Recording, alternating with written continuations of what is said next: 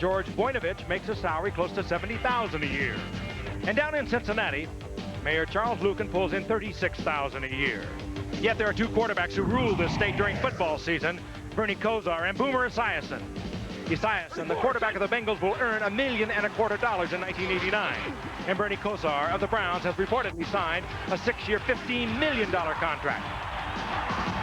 In the economics of big-time sports, supply and demand dictates the market price for the services of the player.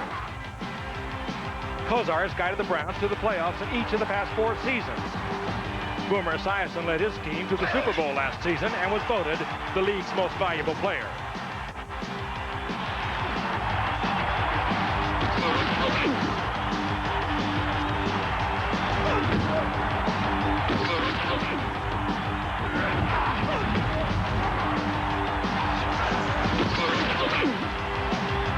They get paid well, but they also pay a price.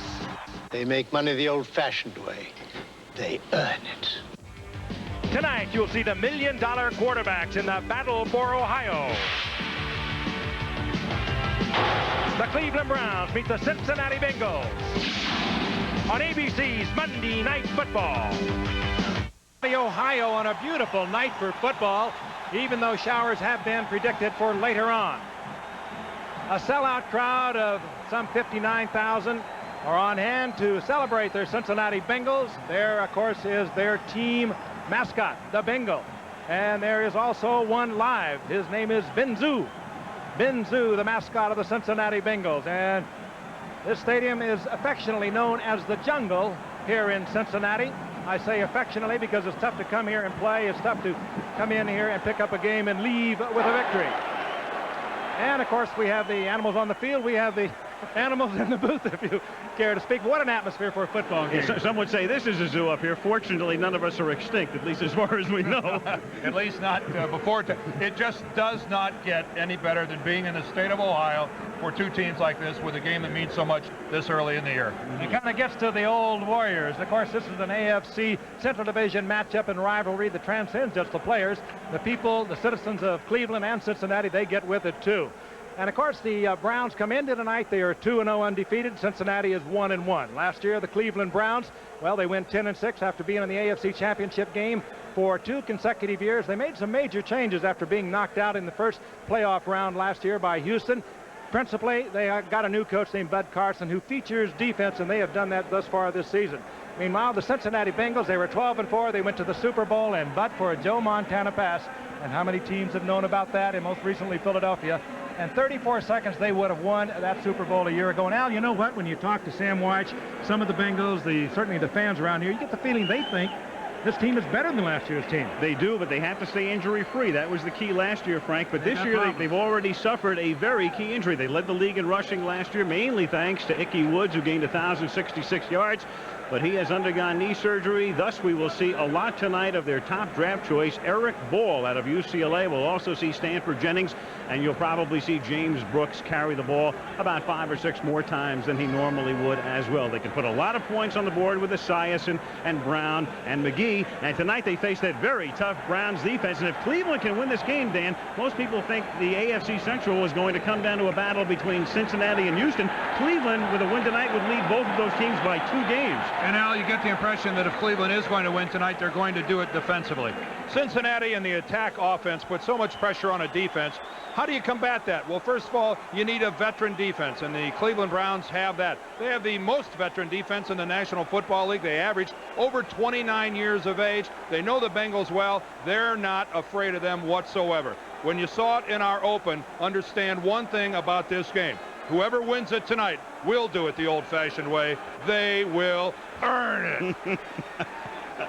So here we go, the final game of Week 3. And again, a very high-scoring week in the National Football League. Lots of points put up on the board yesterday, and certainly these two teams can score a lot of points. The Browns with 51 on opening day. The Bengals, after their loss to Chicago, come back with 41 to beat Pittsburgh last week. And so here we go at Riverfront Stadium on a gorgeous night with the Cleveland Browns to kick off and the Bengals to receive. Normally for the Browns, Brian Wagner, their punter, would kick off, but he has an injured left leg, and thus he'll be able to punt tonight, but Matt Barr will kick off. The long time and very consistent place kicker, and there is Wagner on the sidelines at the moment for Cleveland, with Stanford Jennings and Ira Hillary back deep. Jennings, number 36, was the man who ran back a kick 93 yards in the Super Bowl in January, and Jennings drops the ball and then goes to a knee in the end zone for the touchback, and Cincinnati begins at the 20-yard line. The most valuable player in the NFL, a man who closed last season with a damaged shoulder, but he's been fine through the first 2 games. No problems, he says, and certainly the teams they have faced would agree with that. Brooks, and we talked about Eric Ball out of UCLA, McGee and Brown, who was a holdout, missed game 1, caught 2 passes last week, including 1 for a touchdown, and the great offensive line, Anthony Munoz, longtime Pro Bowler, Max Montoya as well. Look for the Bengals to go long here, with Brooks split to the left, and McGee in motion, and Esiason's going to put it up and looking deep, and then settles over the middle underneath for Tim McGee at the 26-yard line. They had Brown matched up on Minifield, and had Eddie got in position, Esiason was looking to go long on the first play.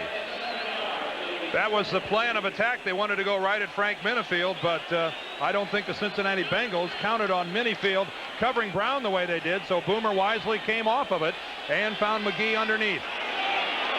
2nd down and 3 at the 27-yard line.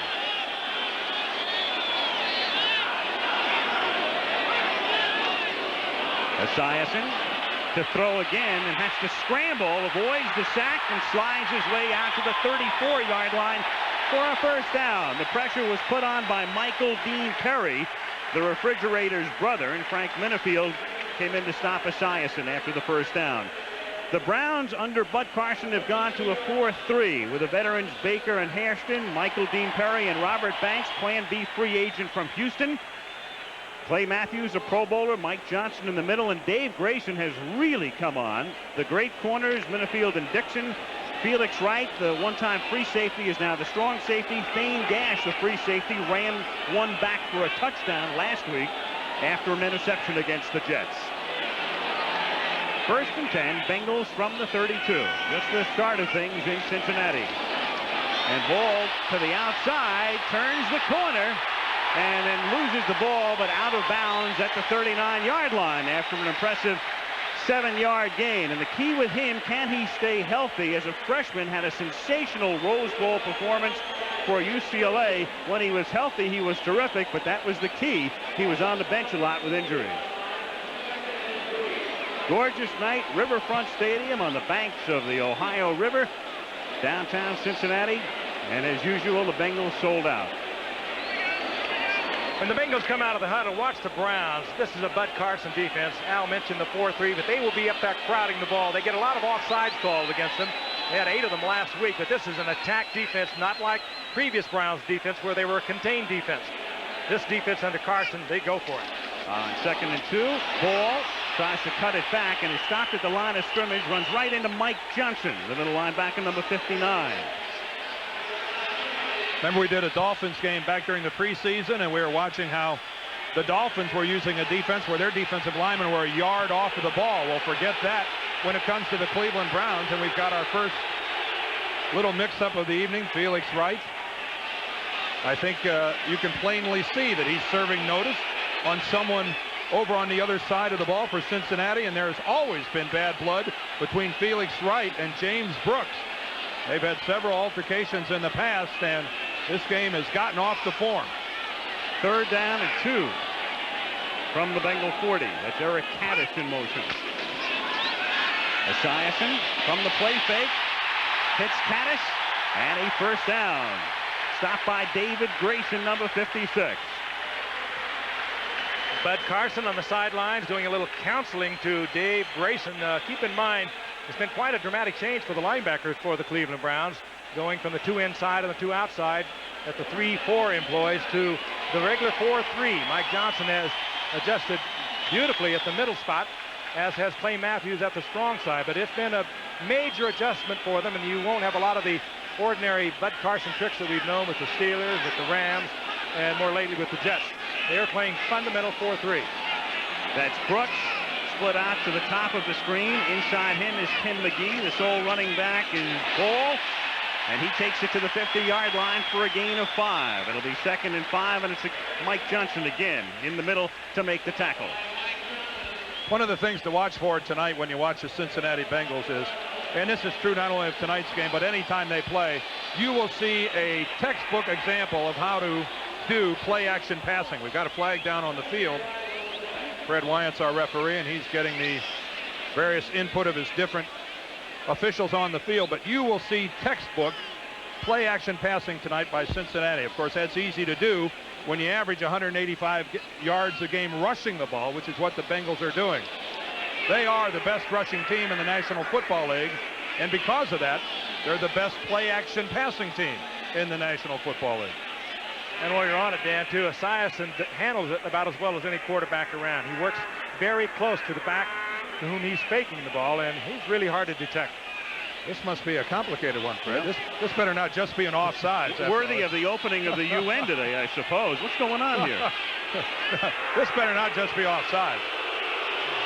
See James Brooks right in there pleading his case. He's moderating it. And Big Daddy, Carl Harris. An inspiration to every old-timer. 14 years at Maryland Eastern Shore. Don Orr, the field judge. The head linesman, Jerry Bergman. And Esiason pleading his case with the side judge, Bill Carollo. And that, ladies and gentlemen, is a look of disgust. This is longer than most breaks for replays. Fred still doesn't look all that sure of himself, does he? This was a simple 5-yard gain, and now the umpire has to get into the act. Ed Pfiffick as well. Fred probably says, Ed, you do this. You know it, I don't. Fred has stopped and started at least 4 different times to tell us what's going on. And they're going to have another huddle. Now that's everybody. Maybe they can get it sorted out. This is hardly the attack offense on the part of the officials here. There is no foul. There's no foul. Come on. Hey, now that's only fitting. That is only fitting. I mean, Freddie, we could have run 4 commercials in that break. It's only fitting that this is being played on carpet because that got swept right under it. We'll try to clear that up for you somehow. Oh, yeah, right. 2nd and 5. Wait till we have a penalty. That's Boomer changing at the line of scrimmage.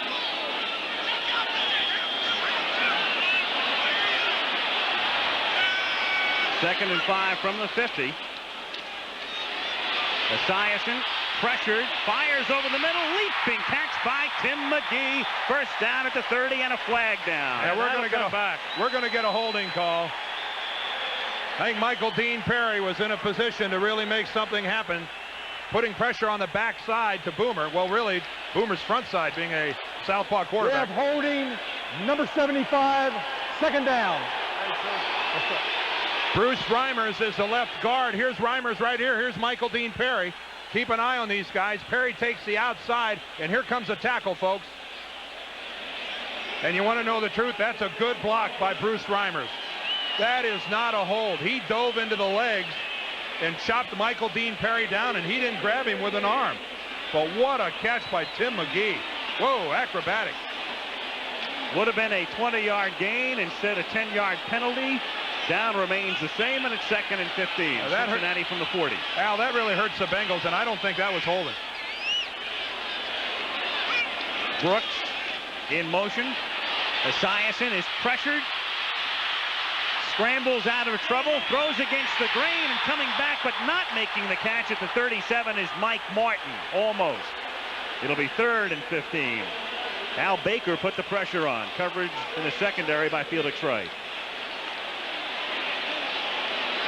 Now you're going to see the Bengals attack offense. They are up at the line of scrimmage, making sure on 3rd and long, Cleveland cannot change their defense. Cleveland, if they should bring somebody in, their specialty unit, their prevent defense, their nickel, dime, whatever, then they would call a play immediately. Cincinnati would. Since they do not try to bring anyone in, Boomer will use the same amount of time as he ordinarily would use in the huddle. He's just calling the play right at the line of scrimmage preventing Cleveland from bringing in the prevent defense. Play clock is now down to 5 seconds on 3rd and 15, and Esiason now has to take the timeout. I just explained how he did it. I didn't say he did it well. Well, they obviously saved their best for us. I think the drawing board. I think we thumped too much. Bizarre start. Right down onto the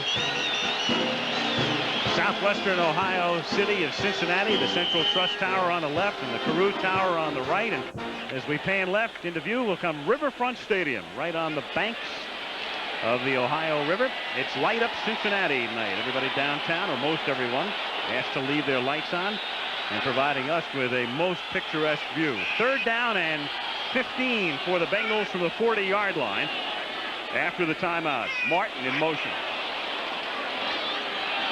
And Esiason over the middle hits Martin, and Martin has a first down, taking it to the 40. He's stopped by feigned gash. Coming back from Achilles surgery, Mike Martin with a 21-yard gain.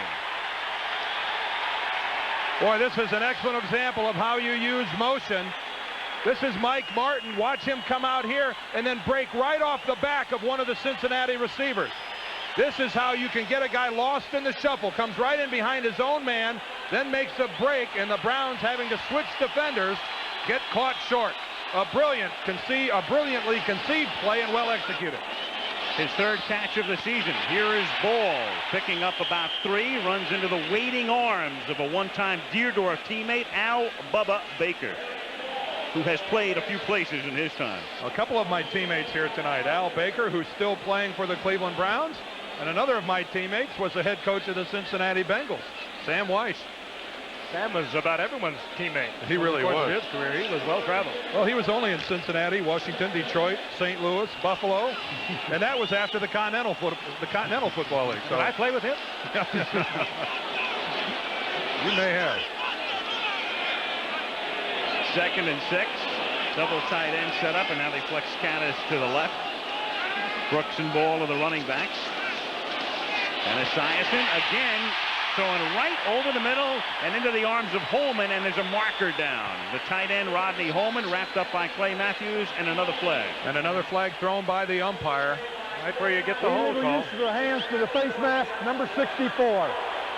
That's Bruce Kazerski, the center of the Bengals. I think he's working against Michael Dean Perry. Michael Dean Perry is number 92. There's Kazerski, number 64, to the top of your screen. He's working against Perry. Yep, and there's the left hand right up on the face mask of Perry, pushing the head back. He got it away in a hurry, but anytime you get it up there, you're running the risk of being called. Keep in mind that offensive play, however, and Cincinnati has done it twice now. They flood when they have the 2 backs in, flood to the same side, and that freed up the tight end and put him on Clay Matthews, the linebacker. We'll see it again. 2nd and 16 from the Cleveland 46-yard line. And with McGee in motion.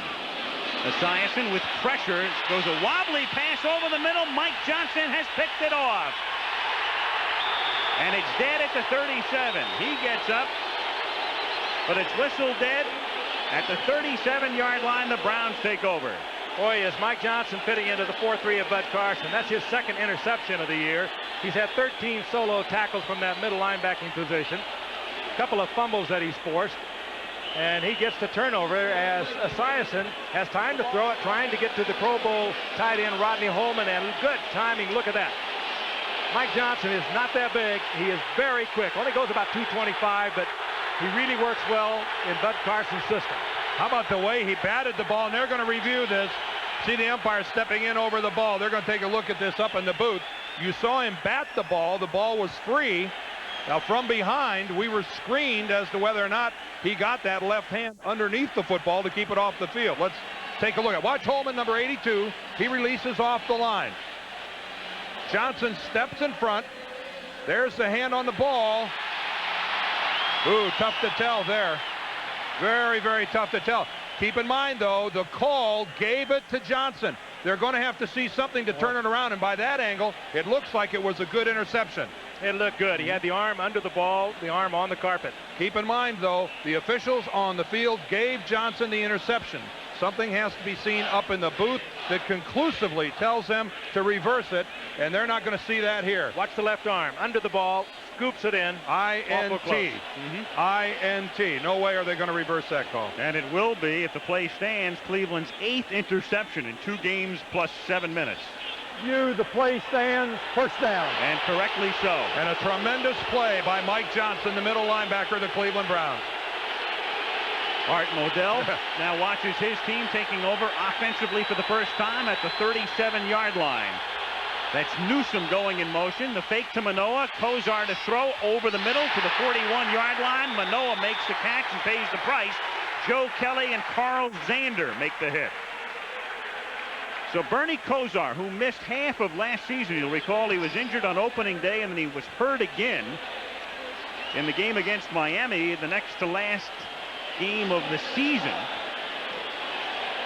Off to a great start in 1989. Jones and Manoa, the running backs, Slaughter and Langhorne, the wideouts, and Ozzie Newsome in his final season. The offensive line. Ted Banko over from the Jets, Plan B free agent. Second down and a long 4 from the 42-yard line. Jones to the 44-yard line. It'll be third down and about 3 against the Bengal defense. The Bengals basically a 3-4, so they'll do a lot of shifting. Crumry is back, that grotesquely broken leg in the Super Bowl. What a comeback. White, Zander, Kelly, and Reggie Williams in his 14th and final year. Fulcher, the huge strong safety, Billups and Thomas at the corners. They line up usually on first down in 3-4, but we'll see a lot of 4 down linemen. We're going to see it right now. There'll be times when we'll see 5 down linemen with 1 linebacker and 5 defensive backs. They do a lot of changing on defense, just as they do on offense. Third down and 3. Kozar out of the shotgun. Going deep for Slaughter, but too deep. Slaughter had gotten behind Ricky Dixon.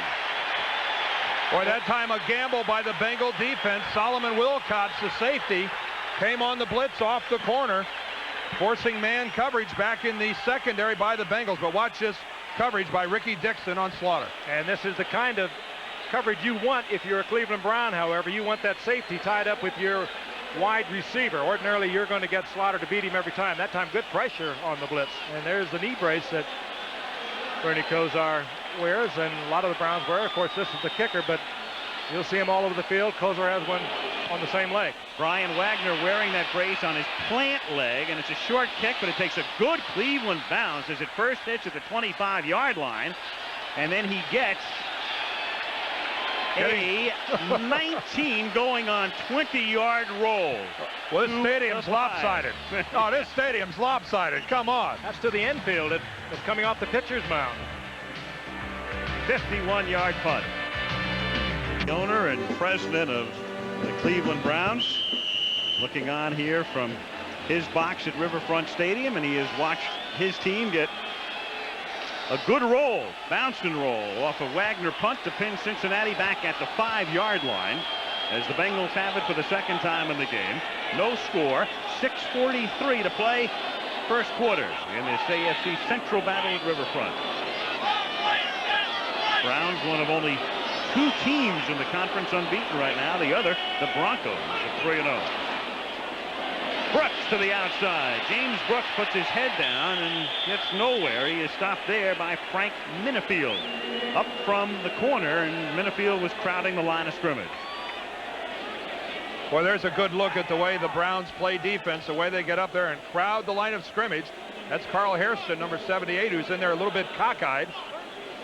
Clay Matthews there, 57. Al Baker stringing this play out. James Brooks with nowhere to go, and that's the new Browns defensive philosophy under Bud Carson.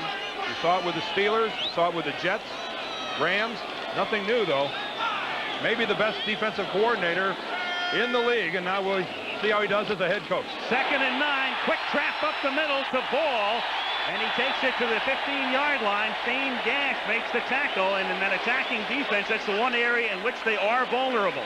That quick hitter through the middle, and Boyle exploits it. What it really does, it controls who is on the field, and when you look out there, you know what you're going to be running the play against. Now here it comes the trap. Montoya, all-pro guard, making the trap move for Eric Ball. He springs it into the clear. But again, that attack offense, and I'm becoming more and more an advocate of it. It does work. You can control the people that's on the field. You know what they can do best. You know what you can do against it. And they can't change it. Yeah, well, the A in attack is a whole lot bigger when you've got some of the players Sam Weiss has on this Bengal offensive team. Brown in motion from the 15-yard line. This is Brooks. And James takes it out to the 22-yard line. Started his career with San Diego, 3 years there. Traded to the Bengals in '84. He can run, he can catch. He used to run back kicks. They can split him wide to the left or wide to the right. He can do so many things. Well, it's how explosive he is, Al. As we take a look there at maybe the greatest name in professional football, Paul Brown. Founded basically both these ball clubs. Cleveland Browns, he left there about 1963, and a few years later founded the Cincinnati Bengals. 2nd and 4. They split Brooks to the left. That's James at the top of the screen.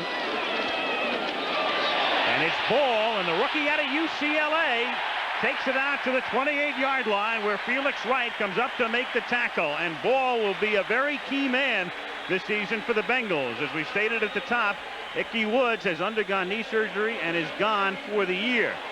Now, as far as the Bengals are concerned, look at this. In 15 consecutive games going back to last year, they've averaged better than 4 yards per rush. And that puts them in company with the Cleveland Browns of the Jim Brown era, the Steelers of the Franco Harris era, and the Bears of the Walter Payton era. An NFL record 15 consecutive games at the 28-yard line. 1st and 10. Bengals tonight averaging almost 5 yards a carry, and here's Brooks.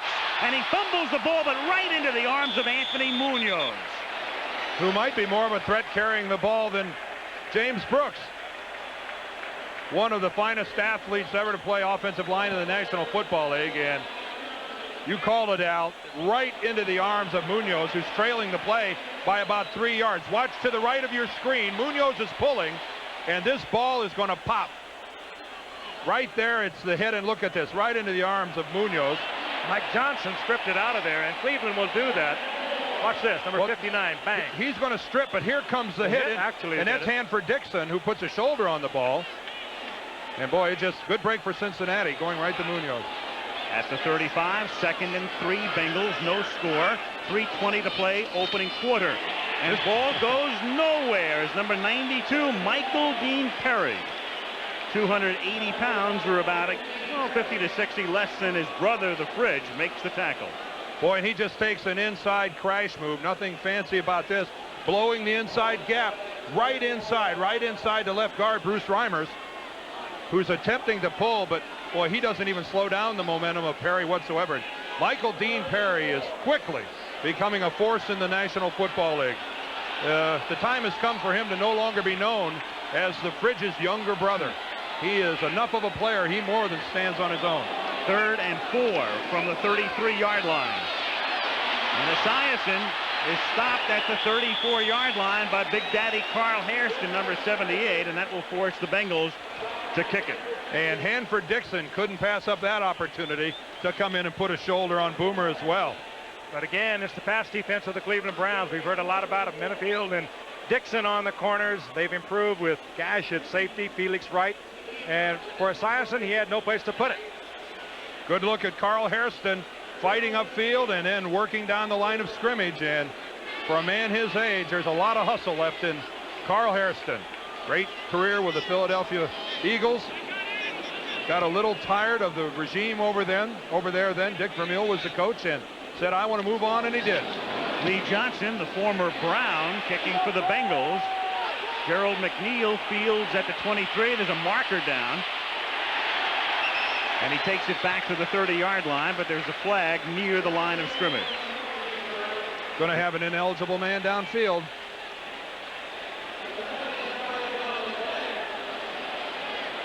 And it was a 4th and 4.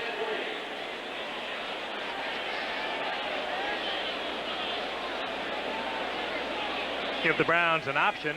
The return Not a bad one to the 30-yard line. Will they give McNeil another chance? Number 53, ineligible downfield, re-kick, 4th down. Good choice. You have a dangerous return man. Do it again. Let's take a look at this fella right here lined up at left guard. You've got to stay on the line of scrimmage until the ball is kicked. You can't get a head start. And there we're taking a look at it right there. That's Leo Barker. And he's a good 3 yards downfield at the snap of the ball.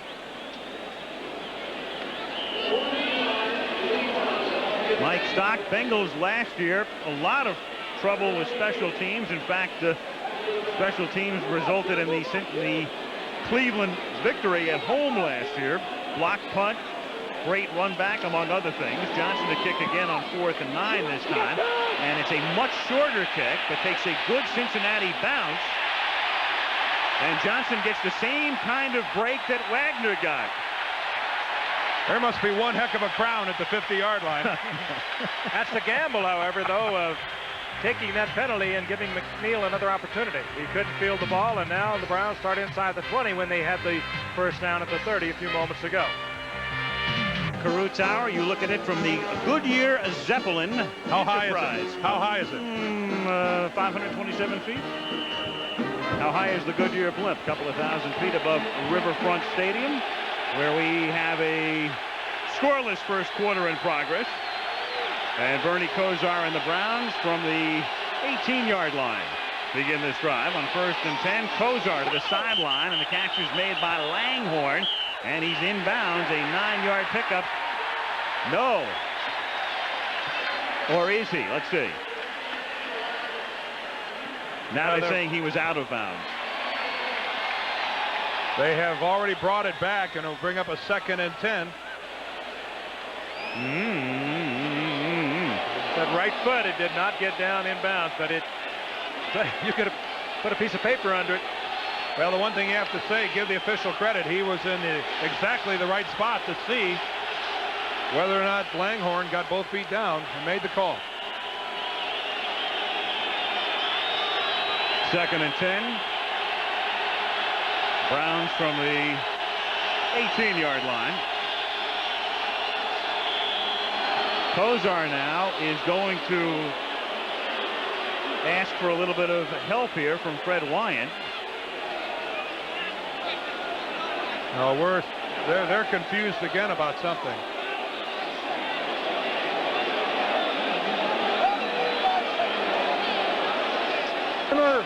Timekeeper put the clock at 1:13.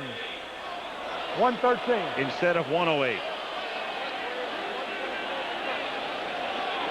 Housekeeping. Timer 1:13 on the clock, please. Here by the officials tonight. Hopefully it goes forward.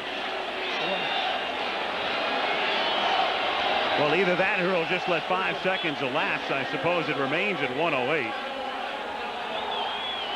I think that's what they're going to do, Al. No, there they go. Now they got it back. To a rousing ovation from the crowd. Modern technology. Oh, where would we be without it? Well, we wouldn't have the replay. 2nd and 10. And this is Jones taking it out to the 20-yard line. He stopped by Tim Crumry in the middle. And let's update you as far as baseball is concerned. The Cubs could clinch a tie tonight if they win and the Cardinals lose. And at the moment, the Cubs lead Montreal 3-2 in the 7th, and the Pirates lead the Cardinals 4-3 in the 8th. Giants and Dodgers later, Cincinnati and San Diego later in the games of consequence in the West. Toronto and Baltimore both in action tonight, and both are leading tonight. Blue Jays 2-0 in the 8th, Baltimore 3-1 in the 4th. Toronto at the moment leads Baltimore by 1. Those two teams end the season in Toronto this weekend, 3-game series. 3rd and 8 from the 20-yard line. Kosar stepping up, and just before he crosses the line of scrimmage, he hits Reggie Langhorne, but there is a flag down, and he may have crossed the line of scrimmage. He did. He delivered the ball after he crossed the line of scrimmage. He was lucky to get out of the pocket. Well, he was not across it by much. Illegal forward pass. The quarterback was beyond the line. 5-yard penalty and loss of down. 4th down. That's a tough penalty because not only do you draw the yardage, you also lose the down, and this is very close. Frank, it's not only a tough penalty. Wait till you see this. I mean, Bernie Kosar is extremely close. Now let's watch it. That's the 15, coming up to the 20. Boy, he's not across the 20. He's right on it. Well, yeah, but that's not across it. His right foot was on the 20-yard line. It wasn't across it. It's the position of the ball as he releases it. Boy, that's a toughie. We can only assume that the line judge who made the call was right on the line and actually saw the ball go across the line before it left his hand. I'm sure that's what it was. Let's take a look now. The ball doesn't leave his hand where? Right. The ball is across before it leaves his hand. I'll tell you, that's really cutting it thin. I'm sorry, no human can make that call. No human being could be on that line and tell me that his eye tracked that ball and said it was across the 20. Meantime, the quarter is over, and back we come after this message from our ABC station. Left quarter begins with a Brian Wagner punt, a deep boot taken back at the 38-yard line by Mike Martin. And he brings the ball across the 50 to the Cleveland 49-yard line, and that's where the Bengals will begin their next drive. Van Waiters and Eddie Johnson in on the tackle. Once more, a look now at the call that results in the Cleveland penalty and no first down. Look where the ball is. The ball's even on the other side of the 20-yard line. The nose of the ball is the length of the football across the 20. So starting that way, let's see if we can get to the end of the play. I just don't see where Bernie Kosar, you could look at that and say, the ball's already gone. I mean, we just can't call the game that tight.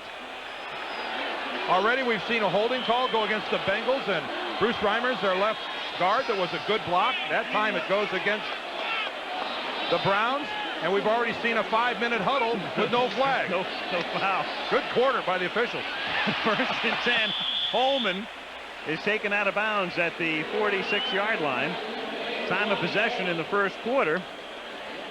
3:22 for Cleveland, 11:38 for the Bengals, and about 12:06 for the officials. Boy, what an offensive explosion by the Browns. Yeah, the officials got more airtime than anyone that quarter. Esiason back on 2nd and 7, and wide open is McGee. That's your attack offense. The Browns were trying to adjust their defense, and Boomer, instead of calling the play at the line of scrimmage, they had the play called. They went very quickly. The Browns weren't even involved in it. They had their defensive personnel all over the field. When the ball was snapped, there's no way they could cover this. You want to see somebody lost? Take a look at this Brown cornerback right here, who just stands and watches as McGee runs right by. The Browns are totally mixed up on their coverage. If it's not for Felix Wright coming over from his safety spot and trying to save something, that's Hanford Dixon to that side, number 29. You can see he's still talking to Thane Gash, trying to figure out what's going on. You know, to combat this, you have got to react defensively a lot quicker than the Browns did. They had not called their defense. Nobody knew what kind of a defense they were in, man-to-man zone, whatever it might be. And consequently, when the Bengals went with their quick count, their quick snap, Dixon was totally lost. You'll see it again. He's absolutely wide open. McGee coming down the left side. These officials are huddling again, Frank. We had a penalty on the last play. The indication was against the Browns, but it was never announced. Now they huddle again at the 15-yard line. Well, give Felix Wright a lot of credit for coming over and saving a Cincinnati touchdown. Well, Boomer didn't mind what happened in the huddle, I can tell you that. Again, it looks like no foul. Oh, come on. So the clock starts again. We're in the opening minute, second quarter. No score. Cincinnati at the Cleveland 16, first and 10.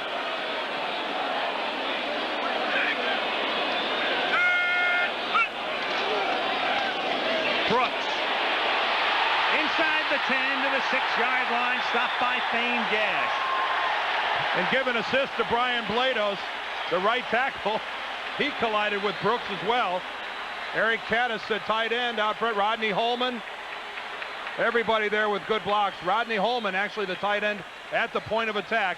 See the little counter step on the part of Brooks. Took it to the left, broke it back to the right. And there's the collision with Blados, Frank. Super blocking, but one of the finest all-around backs you're ever going to see perform, carrying the football, number 21, JB, James Brooks. 2nd and inches at the 6-yard line. And they called it a first down. They've changed the down marker. 1st and goal at the 6. Brooks to the 3-yard line. It'll be 2nd and goal. Mike Johnson in on the tackle. And again, the attack offense, Boomer Esiason singling. Now they substitute themselves. Now they cannot go up and make a quick snap because they are bringing substitutes in themselves. And again, down in this area, the Bengals have used a lot of play-action pass. 2nd and goal. Meanwhile, they have just started the 45-second clock. And the Bengals are going to take, according to Wyant, a timeout. It's a timeout charge to Cincinnati. 12:52 to go in a weird, scoreless first half. And Cincinnati timeout. Officially, it's a Cleveland timeout. Hanford Dixon called for it and got it. That timeout is charged to Cleveland. The ball is at the 3. It is 2nd down and goal. Again, no huddle by Cincinnati. They called the play on the sidelines. And it's caught for a touchdown with a marker down. Eddie Brown with the catch, but it will come back because of a motion call. Rodney Holman was the man who moved, so no touchdown.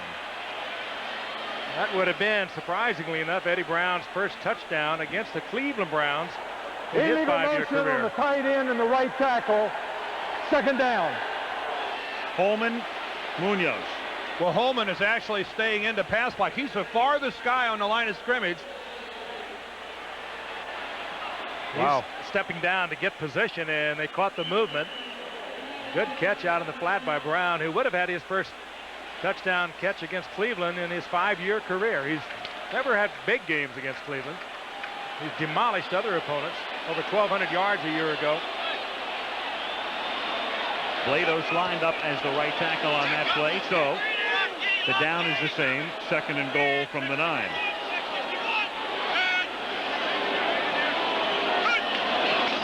Holman in motion. Esiason looking over the middle and hits him for the touchdown. So the man who was illegally moving to cost them the initial touchdown is sent in legal motion and catches it for 6 over the middle. Holman just stepped across the goal line, stepped away from the defender in front of him, and Esiason zipped it in there. And you ever worried about the strength on this arm? He fired it in there. This is a tough thing to handle for a Holman, but he's a Pro Bowler. He got himself clear of 56, David Grayson. Touchdown, Cincinnati. Well, Grayson, who had the coverage on Holman, when he moves with Holman, actually runs into his own man. Jim Gallery, who has replaced the longtime kicker Jim Breach, puts it through, and the Bengals from their 49. When I look at Grayson, he's actually all the way out like a cornerback. Watch him now from the left hit his own man. He gets caught with Thane Gash, and having to detour puts him way out of position to cover Rodney Holman. Again, a beautifully executed pass pattern by the Bengals. A little bit of a pick there. Barn burner that must have been. Yeah, that was. That's 39-0, wasn't it? Oh, took down a couple of rows in a cornfield with that one. Good old KJ. And we'll tell you about Keith's college football game coming up this weekend in a moment as Cincinnati kicks off down to the 2-yard line. This is Eric Metcalf, their top draft choice out of the University of Texas, and he takes it back out to the 22-yard line. Well, Keith and Bob Greasy will be at West Lafayette, Indiana, for the game between the top-ranked Fighting Irish and the Purdue Boilermakers at noon Eastern time. And a doubleheader coming your way. Many of you will see Miami against Michigan State. Others will see USC against unbeaten Washington State from the Palouse at 3:30 Eastern. And then we'll be in Chicago next Monday. The Eagles and Randall Cunningham coming to Soldier Field to face the unbeaten Bears. Great early season matchup. 1st and 10, Cleveland from the 22. Langhorne in motion. And they start on the ground. Jones has nowhere to go. And again, keep in mind with Cleveland, Kevin Mack suspended because of his drug involvement. And the news on Mack today is that he also underwent arthroscopic surgery on his knee. He could have come back next week. Now it looks like the middle of October, so the Browns have to revamp and find people to run the ball. What they really are using is almost situational substitution of their running backs.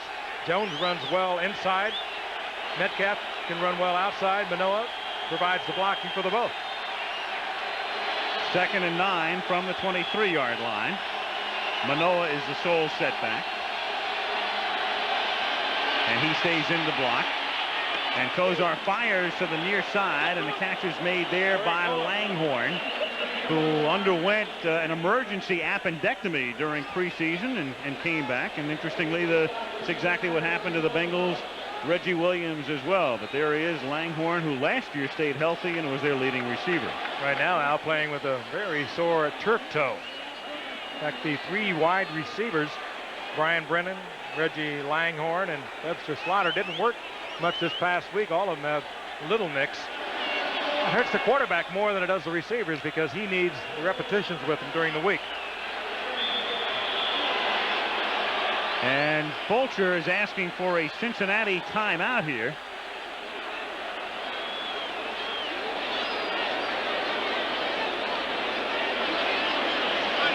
And that will be Cincinnati's second as they take a second. I think Fulcher just wanted a conference and winds up being charged with the timeout. Well, we'll clear it up when we come back. He's got it. The Bengals are down to 1, but they lead 7-0. 11 Cincinnati in the foreground, Riverfront Stadium on the banks of the Ohio, right next to Suspension Bridge. Kentucky in the background. Made your home here a while, didn't you? 3 years in the early 70s, announcing the Big Red Machine. Fine city. Well, one of the cleanest cities you'll ever walk the streets on. Their Bengals lead it 7-0. 11:38 to go in the half. And after a Cincinnati timeout, Cleveland 1st and 10 at the 33. The Browns have just picked up their first down. And Kozar fires, hits Newsome, and Ozzie extends his streak and moves all the way down to the 40-yard line. Ozzie Newsome. Ozzie Newsome, over 600 receptions, the Travelers Man of the Year for the Cleveland Browns. Of course, every team has one, not only for their play on the field, but for their community service. And you'll meet the Travelers Man of the Year for the NFL in the Super Bowl. But Newsome stayed on when a lot of people thought he was going to retire, when he found out that the tight end was going to be a much more important part of the Browns offense this year. He's been around 12 years, and he was all but gone, and he was assured he'd be a major part of the offense. A catch in 146 consecutive games, second only to the injured Steve Largent all time. Eric Metcalf is in the game, number 21. They send him out into the pattern, and Kozar fires over the middle, and it's almost picked off by the Pro Bowl corner, Eric Thomas. And in reality, should have been picked off by Thomas. Well, he makes a nice break on the ball. He's lined up just in man coverage. Take a look at this. It's man coverage on Webster Slaughter. When Slaughter makes his break to the inside, watch how Thomas senses it and then moves in right behind him. Boy, and he gets both hands on this football. Great timing. Oh. You won't see Kozar throw that kind of a pass very often. He should have been picked off. Gets it with his left hand, brings it back down, and then has it ricochet off his chest. And meanwhile, Ricky Dixon thought that he had the ball. He never saw Thomas move in front of it. 2nd and 10 from the 40. Good protection, and then Kozar down the sideline. The catch is made by McNeil as a marker down at the line of scrimmage. But this marker came from the line judge. This came from over on the sideline. 32-yard pass to McNeil. Illegal block to the face mask, number 70. Personal foul. And it will count. Jim Scow. They got Scow working against the right tackle, Cody Risen, but meanwhile, there's the play. Gerald McNeil working against Eric Thomas. Nothing but a simple fly pattern, and how can you drop the ball in any better than Bernie Kosar did there? And a good read on the part of Kosar. It was a blitz all the way. That puts number 22, Eric Thomas, the Pro Bowl cornerback, man for man on McNeil, and Kosar read the blitz.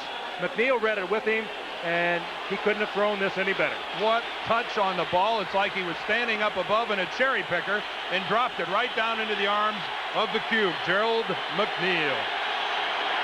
First and goal, Cleveland at the 4. Lawyer Tillman, number 85, bottom of the screen, making his NFL debut. They flank him wide right along with Slaughter. Great leaper at 6'5", Al. Langhorne to the left, Manoa the running back. That was Tillman in motion, and Kosar tries to scramble and is decked at the 6-yard line by Tim Crumry. I think he wanted to go to Tillman, and Tillman was knocked off stride, and he went to his knees, and Kosar pulled it down and had to run. Tillman got buffeted around in there in his first NFL play. This is called welcome to the NFL. There's his break upfield. Watch the right of your screen. Pop. Yep, that's how you take a guy out of the pass pattern. You saw Kosar looking right at him. All the way, Joe Kelly. You should have told him a little earlier. If you get near one of those dark jerseys, he's going to pop you. You're a 6'5" wide receiver. You make a nice target. Second and goal from the 5. Kosar fires over the middle into traffic and is lucky it wasn't picked off. Intended for Langhorne with 3 black shirts around him. Skip McLendon really forced the issue, the pass rush specialist for Cincinnati. And that's Eric Thomas again, I believe. Number 22. Bernie Kosar, who hasn't been intercepted yet this season. Certainly not through lack of trying. Hey, he was just fortunate that was not picked off. There were 3 Bengals hovering around Slaughter, and Kosar got those dancing feet. He was running out of time, and he finally had to deliver it. It was almost picked off. Inside the 20, known as the red zone, and the Browns not proficient last year in these situations. Third and goal, and they swing it out to Eric Metcalf. Whoa! Like father, like son. Whoa!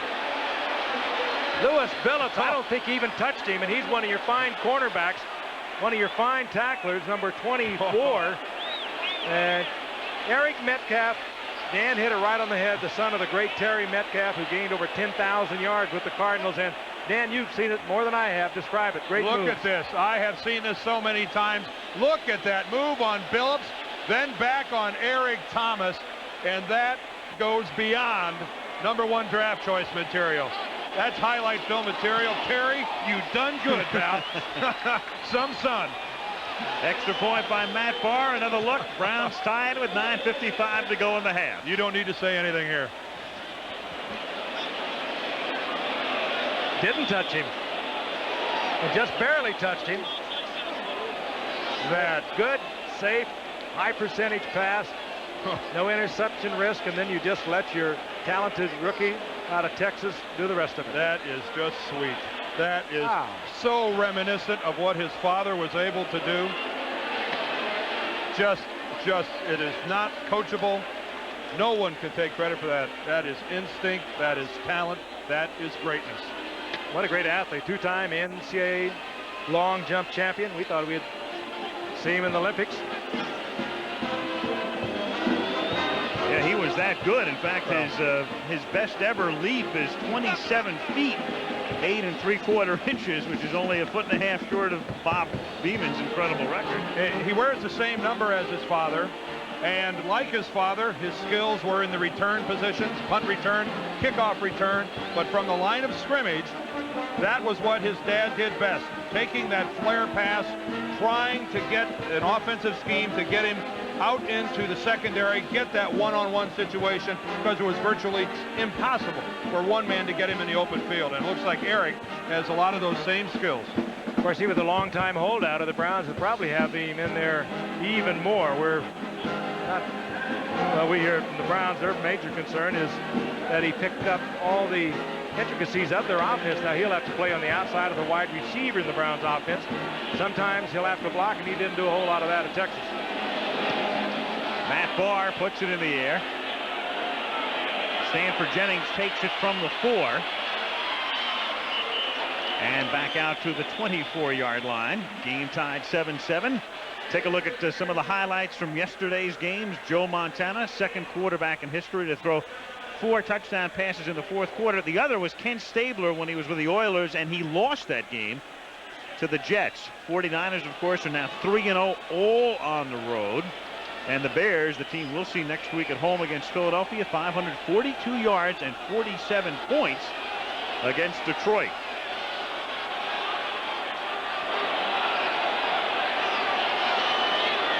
First and 10, Cincinnati from the 24, 9:45 to go in the half. Brooks, you know, it's funny, Brooks is bigger than Metcalf, but in a way, what Cleveland would eventually like Metcalf to do are a lot of the things that Brooks has done so well for years with the Chargers and now the Bengals.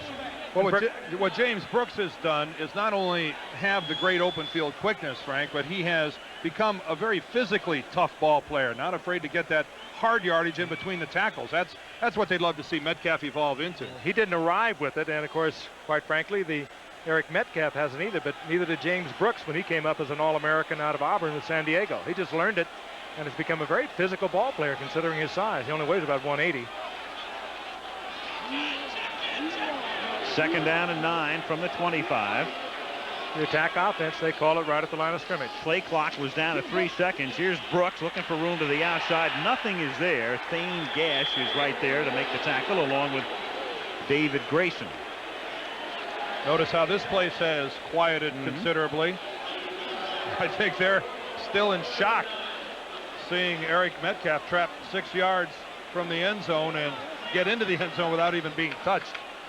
That's taken a little starch out of this Bengal crowd.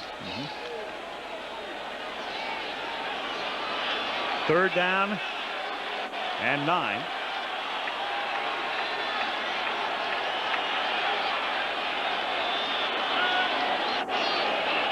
Esiason from the 24 sends Brooks in motion. And then throws it to Brooks for a first down and a lot more all the way to midfield where Felix Wright runs him down. Well, Mike Ditka was saying before the opener that Brooks may have lost some speed. That was a cause celeb here in Cincinnati when Mike made those remarks in Chicago. Maybe our Miss Brooks has lost some speed, but not James. Well, that was just finesse there. That wasn't speed. Brooks came out, read the zone. Esiason read the zone also. And when he was released by Hanford Dixon, Esiason just waited till he split the linebackers and drilled him in there. I want to give Felix Wright a little credit. That's the second touchdown that he has saved today with a saving tackle. James Brooks, I believe, would have scored if Felix Wright wouldn't have gotten in and brought him down. 25-yard gain coming on a 3rd and 9. It's 1st and 10 now from the 50. And Esiason's throw is caught by Holman, and Holman has a first down at the 38-yard line. Dave Grayson was with him.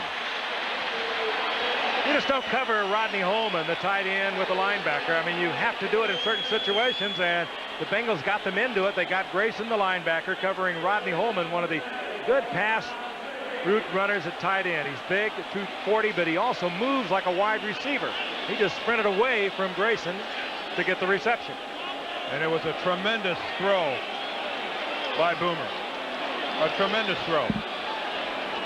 Right now the attack offense is only attacking the clock as they stand around and try to get a ball snapped inside 5 seconds on the 45-second clock. Which is down to 3 as they snap it, and Ball looks for room to the outside, and the UCLA rookie takes it to the 31-yard line for a gain of about 7. Grayson and Gash in on the tackle. Riverfront Stadium, the jungle, where the Bengals have not lost a game since 1987. Last year they were unbeaten here, 8-0 in the regular season, then won 2 playoff games, and they won their opener here last week, so 11 straight wins at Riverfront. Here's Brooks all the way out here as a wide receiver, and I don't see anybody covering him. I'm not so sure they know he's out there. Oh, there Hanford Dixon finally walks off a little bit. 2nd and 3, and with attention diverted that way, it's Ball moving through the middle, enough for a first down. What did they call it? The old sleeper play? Yeah. Well, there's Hanford Dixon playing mind games with everybody in this stadium.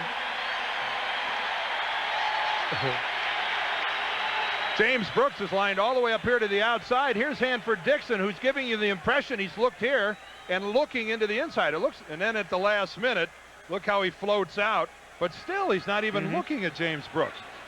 I mean, I have to assume that he saw him out there. I mean, you don't go to as many Pro Bowls as Dixon and not know there's someone standing 10 feet to your outside. But I don't know. This has been a weird night. It could happen tonight. 5:45 to go in the half. Game tied 7-7. 1st and 10 from the 26-yard line. Toss to Brooks. And around the corner he goes for a nice gain, close to 8. Looked like not much was there, but he turns it into a good pickup, stopped by Al Baker. We talked about the Bengals being such a fine running team, and they were last year, number 1 rushing the ball, number 1 offense in the NFL, but they've been that way for a long time, ever since this veteran offensive line came together. Give a lot of credit on that last play to Rodney Holman. He was locked up one-on-one with Al Baker, a defensive end. That should be a mismatch, and yet he took Baker to the point where he could only make the tackle after an 8.5-yard gain. 2nd down and 2 from just inside the 19-yard line. Brooks has the first down as he takes it to the 16, tripped up by Hanford Dixon. And Eric Ball helped to lead the way. Browns, they were thinking about what Carson was, moving Dixon to safety earlier this year. That was a big story in Cleveland, but back to the corner he goes. Watch the athleticism of Brooks here. Gets the first down. Dixon is a heavy hitter, big cornerback. Dixon takes a shot at him. Now Brooks will spin back to the inside. Dixon misses just enough so that Brooks is able to maintain that forward motion, and instead of being nailed short of the first down, he gets it. He can do an amazing amount of things. 1st and 10, Cincinnati at the Cleveland 16. Under 5 minutes to play in the half. Esiason flush and then throws, and open is Holman for another touchdown.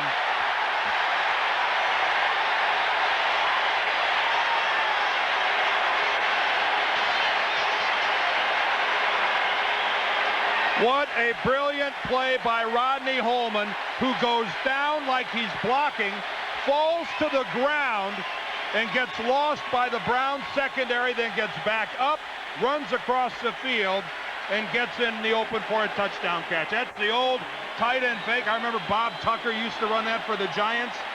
Beautifully, beautifully done. And it looked like Esiason was in all kinds of trouble. It looked like a broken play to the Browns. And here comes Holman off the ground after he had made that block that Dan just described, and just sprinting away from Dave Grayson, number 56 once again. Both Bengal touchdowns by Holman, both Bengal extra points by Gallery. 4:43 to go in the half, and Cincinnati back on top by 7.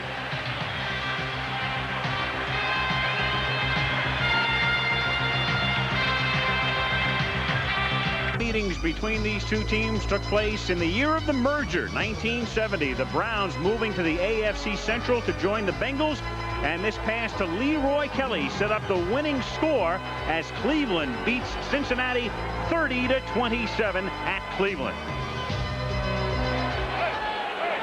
And tonight's game is the 38th meeting between these teams. Cleveland leading 19-18 in the history of this series, and Rodney Holman, who last year against Dallas caught 2 TD passes from Esiason in the first half, has duplicated that feat tonight as Gallery's kick is 3 yards deep, and Metcalf, after hesitating, should have stayed there as he brings it out to the 14-yard line.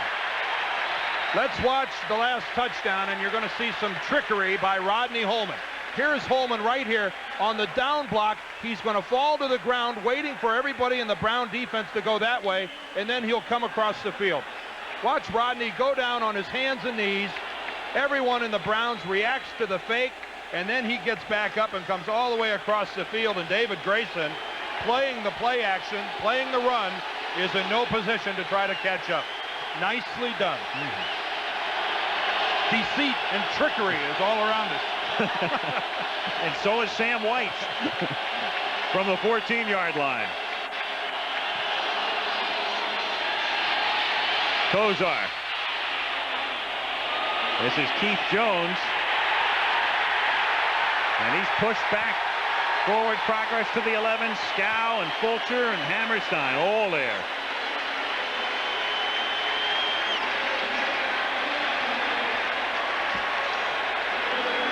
That was a rather poorly executed screen. It was so slow in developing. Everyone in a Bengal uniform knew it before Bernie even threw the ball. Without a running game, without the Browns showing the ability so far tonight to be able to do much on the ground against the Bengals, it could be a long evening for this guy if the only way the Browns can move the ball is throwing it. 2nd and 13 from the 11.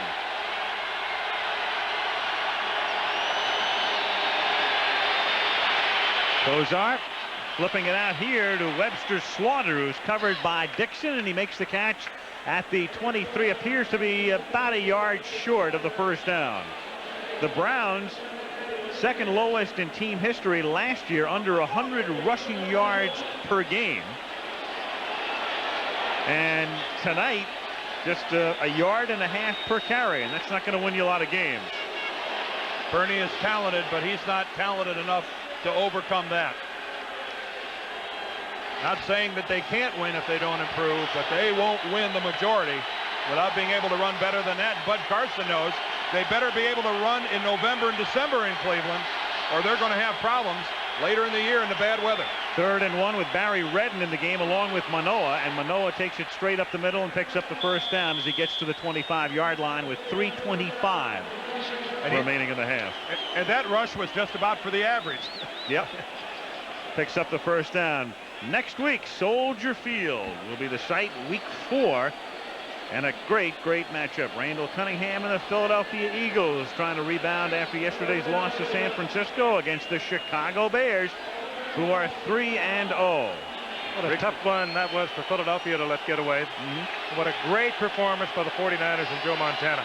I hope the fog doesn't roll in for that game. Eagles didn't lose that. The 49ers won it. 1st and 10 from the 25-yard line. Langhorne is the man in motion. And you look from the end zone as Kozar comes out of the pocket, finds the open man over the middle at the 35. That's Keith Jones, and he takes it to the 39. Now, the Browns have already spent one of their timeouts. They have 2 left with 2:29 to play in the half. Bernie Kozar is really much maligned with the fact that he cannot scramble much, he can't move around much, but he moves around a lot better than people think that he does. He just doesn't look pretty doing it. I mean, he evaded Leon White right there, Frank. Leon White had a straight shot at him, unblocked, and Bernie juked him. Did a good job. He's 6'5", and he's a stick. He's 210, and he just doesn't look pretty doing it, but he can do it. This will take us to the 2-minute warning. 1st and 10 from the 39-yard line, and in fact, they won't get the play off. There is your 2-minute warning. With the 1st and 10 for Cleveland at the 39, they have a pair of timeouts left. Kozar comes over to discuss things with Mark Trestman, the offensive coordinator, and Cincinnati leads it 14-7. Al Michaels, Frank Gifford, Dan Dierforf. 2 minutes to go in the half. Bengals lead 14-7. Browns have it at their own 39, 1st and 10, and they have 2 timeouts. Metcalf and Manoa behind Kozar. And Bernie going deep, and wide open is Webster Slaughter, and only because the pass was underthrown did he not score.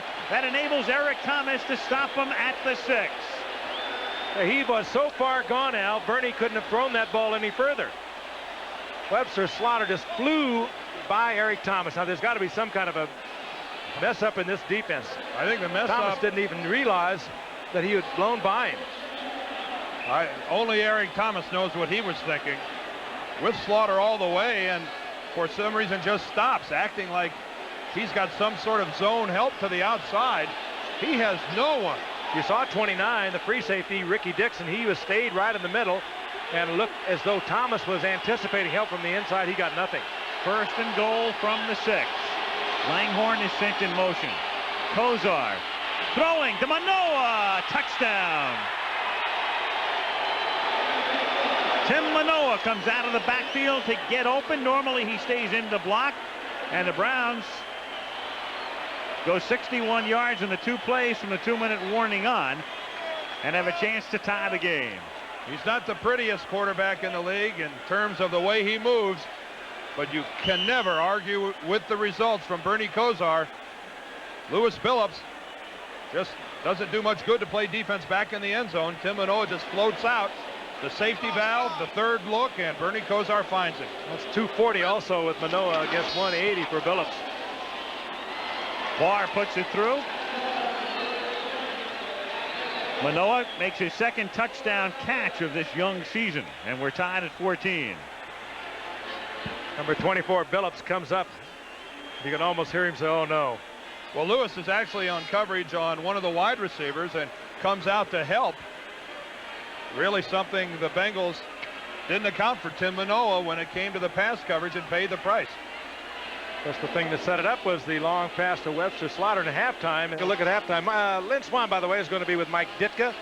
We have the Bears and the Eagles next week, but Lynn and Mike are going to be talking about the tremendous proliferation of scoring here early in the year.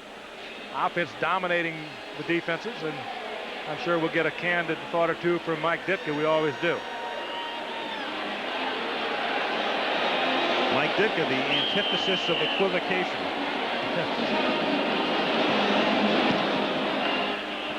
Barr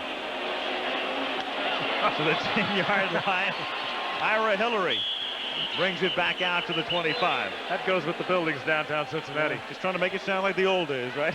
I liked in our open how we made these Tigers look a whole lot bigger than they were.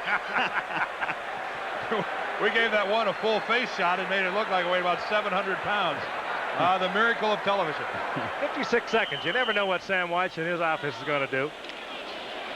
Will he be content to hover around down there, or will he try to move it upfield? Well, one thing he has here is just one timeout remaining, because they've already spent a couple. From the 25, 3-man line for the Browns, and that gives Brooks a lot of room to maneuver, and he's taken down as the tackle is made by Stephen Braggs, just short of the first down, and the Bengals again with just that one timeout, clock rolling 40 seconds. Well, why not? It only takes one breakaway play, and everyone knows they've got the firepower to do it. Go for it. It was good for a first down on the run by Brooks.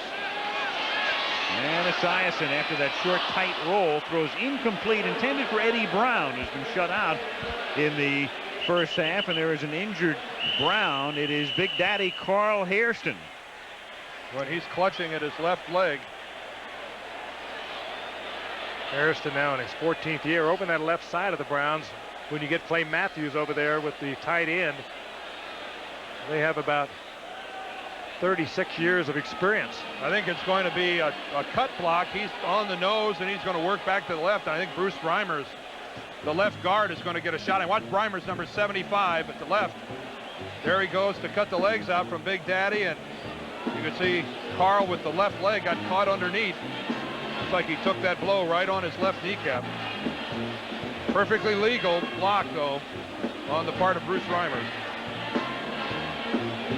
You can only hope that Carl Hairston isn't hurt.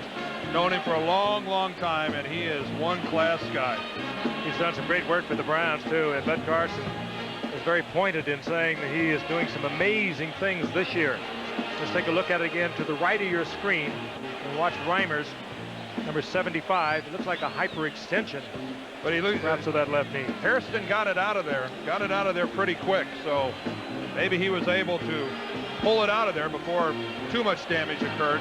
Amazing sport, though, isn't it, Dan? You think of all the places that knee has been in 14 years with the Eagles and the Browns, and it just takes that fraction of a second. Well, players are getting so much bigger, so much faster, so much stronger, but there's really nothing you can do to the structure of the human body, and the knee will always be fragile. We have a moment. Baseball scores now. Montreal has caught the Cubs. It's 3-3 in Montreal in the ninth. Pittsburgh has beaten St. Louis. If the Cubs win tonight, they clinch no worse than a tie in the East. The other games of consequence, Giants, Dodgers getting underway shortly. Cincinnati leads San Diego 1-0 in the second inning at San Diego. Giants' magic number coming in tonight is 2. They can clinch with a victory and a San Diego defeat. Meanwhile here, Cincinnati, 27 seconds remaining. 2nd and 10. from the 35.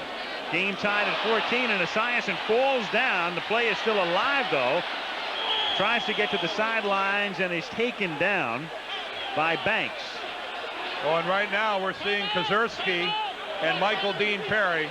And I'm sure on the part of the Browns, there's hard feelings over what happened to Carl Hairston. I think you're going to see some short tempers on the part of the Browns and their defensive lineman. Carl Hairston extremely popular, and that's it. That's the end of the first half. Bengals elect not to use that last timeout. Another look. Esiason almost forgot he could get up and get away. I think he was stepped on as he pulled away like Montana yesterday against the Eagles. That was Kozerski who stepped back for the pass block, caught Esiason's foot, and Esiason runs the clock out here in the first half. Tied at 14. We'll return to Monday Night Football after this commercial. A message from the National.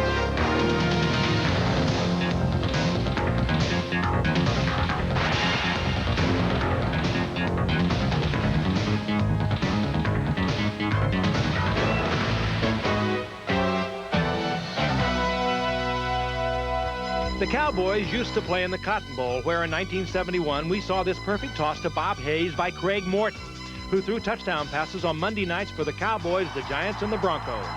Morton looking deep for Bob Hayes. And that's why they pass. Yeah. That's good. That's one reason why you want to put up in the air every now and then. That's right, but only after you've laid the foundation. Absolutely right, Howard. That was a great throw. When a pass was caught by O.J. Simpson, the action began after the reception was made. The Miami Dolphins found that out in the opener of their 1976 season. Joe Ferguson was the Buffalo quarterback. Here's the goose. Watch. There he goes. You like it? How do you like that for a guy who has one light workout, huh? 44 yards. What a super athlete. You can bet that Danny Green remembers his only NFL touchdown. It came on this fourth down pass against the Rams in 1985, when Dave Craig taught us all never, never give up on a play. Fourth down, Craig Robinson. That ball's free. Craig gets it back, looks for the end zone, wide open. Unbelievable! Jim McMahon was injured and did not start at Minnesota in Week 3 of the 1985 season. But when the Vikings led 17-9 in the third quarter, Mike Ditka put McMahon in the game. His first play was a springboard to a 33-24 comeback. Pressure on the first play and wide open. I love it! Willie Galt, forget it. If he gets behind you, it's over, and McMahon paid the price. What a great shot, hitting Willie Galt right in stride.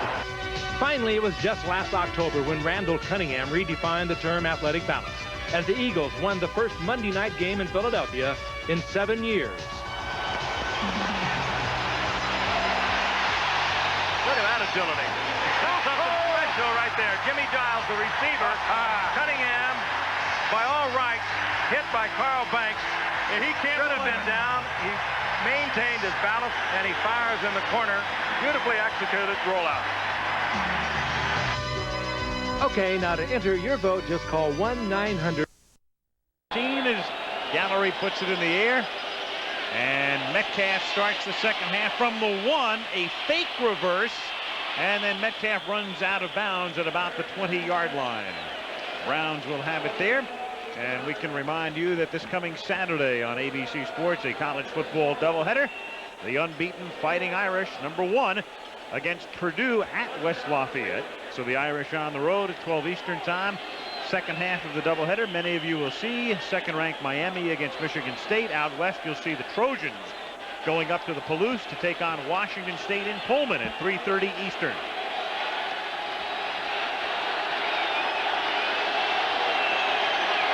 Bernie Kosar starts this one from the 21-yard line. 1st and 10.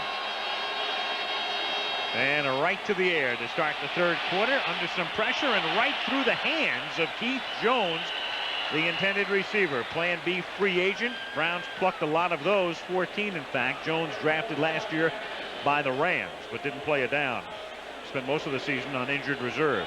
Right through his hands. He came out of Nebraska, did Keith Jones, where he had a tremendous record there with over 1,200 yards.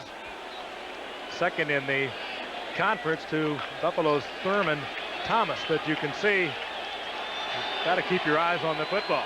It's also the type of play where they really seriously miss Ernest Biner. Jones is out. Metcalf is in along with Manoa in the backfield, and they send Manoa in motion. And they give it to Metcalf, and there goes Metcalf again, but this time he's turned back at the 21 by Ricky Dixon. But the types of moves he exhibited on his touchdown in the first half. He does make it interesting. I was just thinking one play back, Dan, perhaps Browns might have been more advised to use the screen play to Eric Metcalf. That's the type of play that he could turn into a game breaker. Tim Krumrie, who comes out in passing situations, a 3rd and long, and clearly such an inspiration to the rest of the Bengals, but the explosiveness isn't back yet. It's going to take a while for him to work into it. That he's even playing on running downs is a miracle. 3rd down and 9. Kozar out of the shotgun. Bengals rush 5, and Kozar gets sacked. Reggie Williams had him around the ankles. That time Kozar couldn't dance out of there. He's good at it, but there was nowhere to go as he was completely circled. There's Reggie Williams right here, lined up over the center, Rakosi, and he's going to beat Rakosi. I mean, it's just one-on-one blocking, and boy, Reggie Williams looking more like Bruce Smith or Reggie White than a linebacker as he comes in, beats the center, and brings Kozar down. Been doing it for 14 years. And he's already announced his final year. Here's Wagner's kick. A low kick. Good distance. Juggled and caught at the 46 and returned back to the 49 of Cleveland by Martin. Braggs is down there to make the tackle. But the Bengals will take over on the other side of the 50 as Mike Martin, coming back from Achilles surgery, just does hold on. Looking down on the Rhineland. Cincinnati, Ohio. The Enterprise up here from Pompano Beach, downtown on the right. Riverfront Stadium. Scores: Montreal beat the Cubs, so the Cubs do not clinch a tie. Jim Dwyer drives in the winning run in the 10th. Pirates beat the Cards, magic number 2. Out west, San Diego and Cincinnati tied 1-1 in the 3rd. Dodgers and Giants just underway. Giants' magic number is 2.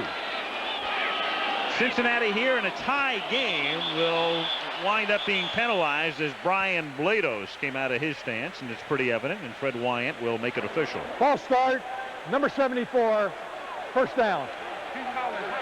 Blados went offsides twice. He's down in his stance. Watch him rock back. Well, he did it a little bit before that one, and then he double clutched and went again. That's one way to avoid detection. Go so far back, you're totally off camera. Yeah, that big is hard to hide out there, too, isn't it? A little embarrassing, isn't it, Dan? You've been there. What, off camera?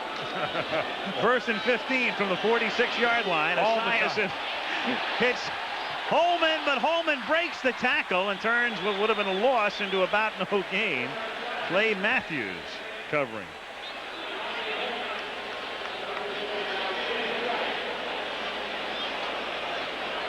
Holman's having quite 2 touchdowns tonight. Having quite a night. Here he sets up, makes it look like the block. Matthews doesn't buy that at all. He's right there, makes it perfect contact, and he just can't get Holman to the turf. Good neighbor Sam on 2nd and 15 from the 45-yard line. Ball. And the UCLA rookie takes it out to the 50-yard line. David Grayson makes the tackle. Well, you saw the National League. Here's the American League now. Toronto wins. Blue Jays beat Detroit 2-0, and Baltimore is leading Milwaukee 5-3 in the 8th. If it remains that way, Toronto will still be a game in front. On the right-hand side, Texas and Oakland, no score in the 3rd. If the A's win tonight, they clinch no worse than a tie. Kansas City and California are still mathematically alive. They'll meet in Anaheim tomorrow. Royals and Angels off tonight.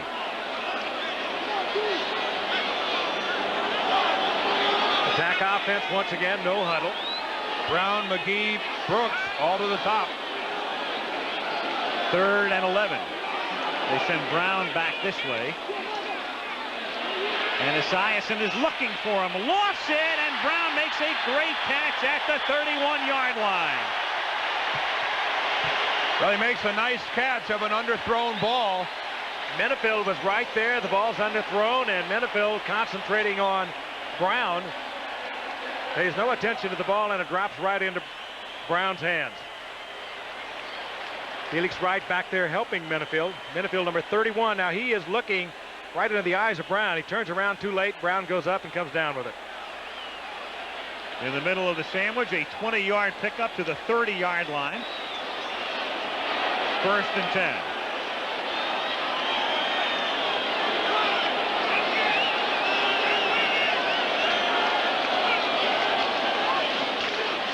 On a counter, it's Brooks. Breaks out of a tackle at the 29-yard line and then loses a yard or so. Matthews in on the tackle. Played with his 12th year out of USC. And the Browns get a strong right formation by the offense. You'll have Carl Hairston, who has gone out of this game, over in the left side with the knee, but Al Baker and Clay Matthews, and well, there's a wealth of experience there, some 37 years of it. 2nd and 10 from the 30. 10:45 to go, 3rd quarter. Game tied 14-14. Play action to Brooks, and then Esiason keeps it, and Boomer slides to the 18, and a Cincinnati 1st down. And Gash is down. I think what we're seeing here is a very smart Boomer Esiason, a man who had a very sore arm during the offseason. There was a lot of question marks about whether or not he was going to be 100% by the time the season started. And that's how you get a shoulder that's feeling pretty good to stay feeling pretty good. Al Bubba Baker being escorted over to the sidelines. There's Boomer on the hook slide. He can't be touched. There's Gash coming over once. There's Baker over the top. And Baker puts the crush job on Thane Gash and then lands on his ankle. Lands on the heel of Gash's foot. Looks like he took it right in the small of the back. So 2 of their starting linemen, Hairston and Baker, are out. And Andrew Stewart, the rookie, and Marlon Jones are in. Stewart, a rookie out of the University of Cincinnati, so he's coming home. 1st and 10, Cincinnati at the 19 of Cleveland. Off the fake. Holds the defense, and then he lost it for a touchdown to Brooks.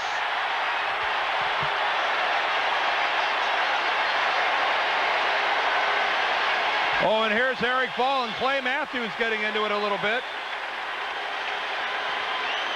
Hard feelings abound on these two teams. It was Clay Matthews that was trying to cover James Brooks. And that's a matchup that the Bengals would like to see all the time. Circling right out of the backfield. Matthews tried to pick him up, and Brooks with the great speed, the great quickness. No way Matthews was going to stay with him, man. Brooks has been doing that ever since he came up as a rookie from Auburn. There he gets in the traffic. Matthews right with him at that point. Streaks away from Matthews. It's really pretty good coverage by Clay Matthews. And a nice touch by Boomer to drop it in there. Boy, you can see there is no love lost. Well, I can only assume that Mr. Brooks said something to Mr. Matthews, complimenting him on his coverage, obviously. With a few adjectives thrown in. Gallery's extra point is good. Bengals are back up on top. It's the 3rd time they've had the lead, 21-14. Matthews colliding with Brooks. Brooks spinning away. And look at the perfect execution. Esiason dropping it right over Matthews into the hands of Brooks.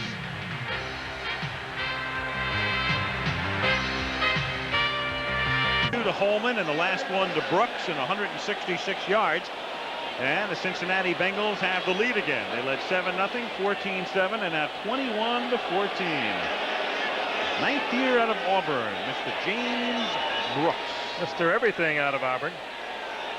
And Bernie Kosar, his 5th season out of Miami. Clay Matthews, who was beaten on the touchdown.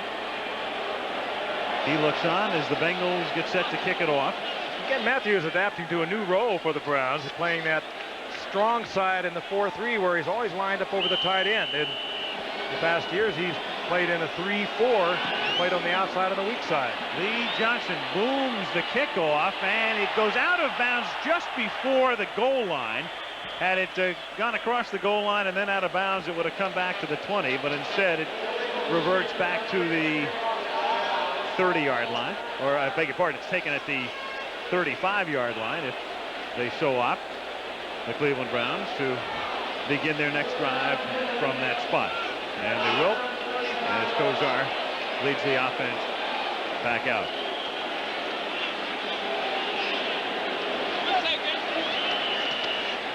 Meanwhile, here's the updated voting for you. You saw the pass plays, and Dave Craig's little scramble is the early leader in the first return. Well, just keep calling if you can't get through, because we've had a tremendous response over the past couple of weeks. First down, Cleveland from the 35-yard line with Langhorne in motion. And Kozar finding his receivers covered, and he gets sacked. Back at the 33-yard line, Jim Scow, who led the team with 9.5 last year, and David Grant, both there. That's the third sack of the year for Scow already. Got the real good moves. He's not very big. He only weighs about 240. In fact, this entire defensive team for the Bengals up front is not very big. Scow, 6'3", 243-pounder, but he's very quick, uses his hands. And you can see Crumry, he, of course, has the celebrated broken leg in the Super Bowl, and then he said he would never play. He's not only playing, he's back, and he started the very first game of the season 2 weeks ago. As Dan pointed out, not 100%, but he's there. 2nd and 12 from the 33-yard line. And sacked again, loose ball. And Fred Wyant comes in to say that he was down.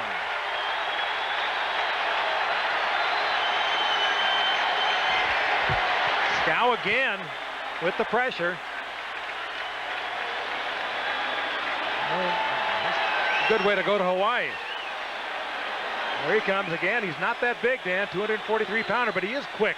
Well, and that's a quick move there, just an upfield pass rush, and boy, that ball sure did look like it was out early, but that's not subject to review. Once the official rules that he's down, that's the end of it. Doesn't matter whether it was a fumble or not. The play stops right there. 3rd and 23 at the 22-yard line. And nothing doing as they keep it on the ground, and Skip McClendon is right there to wrap up Eric Metcalf. Skip comes in when the Bengals go into their 4-man line. He is huge. 6'7", 283-pounder.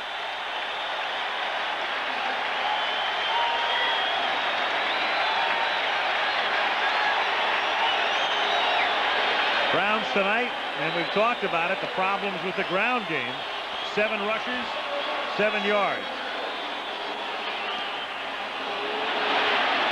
Short kick by Wagner, but again, a very good Cleveland bounce.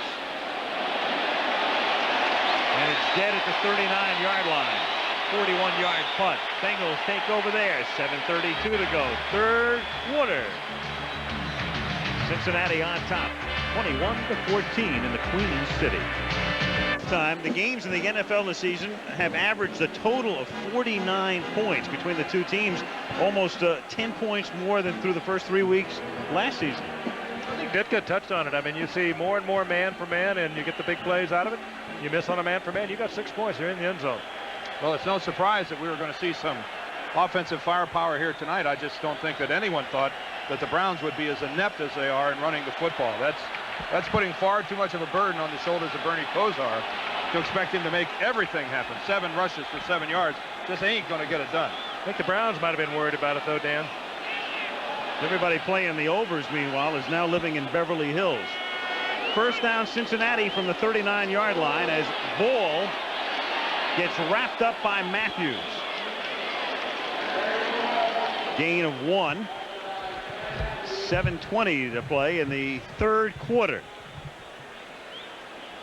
Take a look at Matthews once again. He's right over the tight end, number 82, Rodney Holman. Now, that's not a position that Clay Matthews has played a great deal of over his career. He's a Tremendous player, has been to 4 Pro Bowls, been around for 12 years.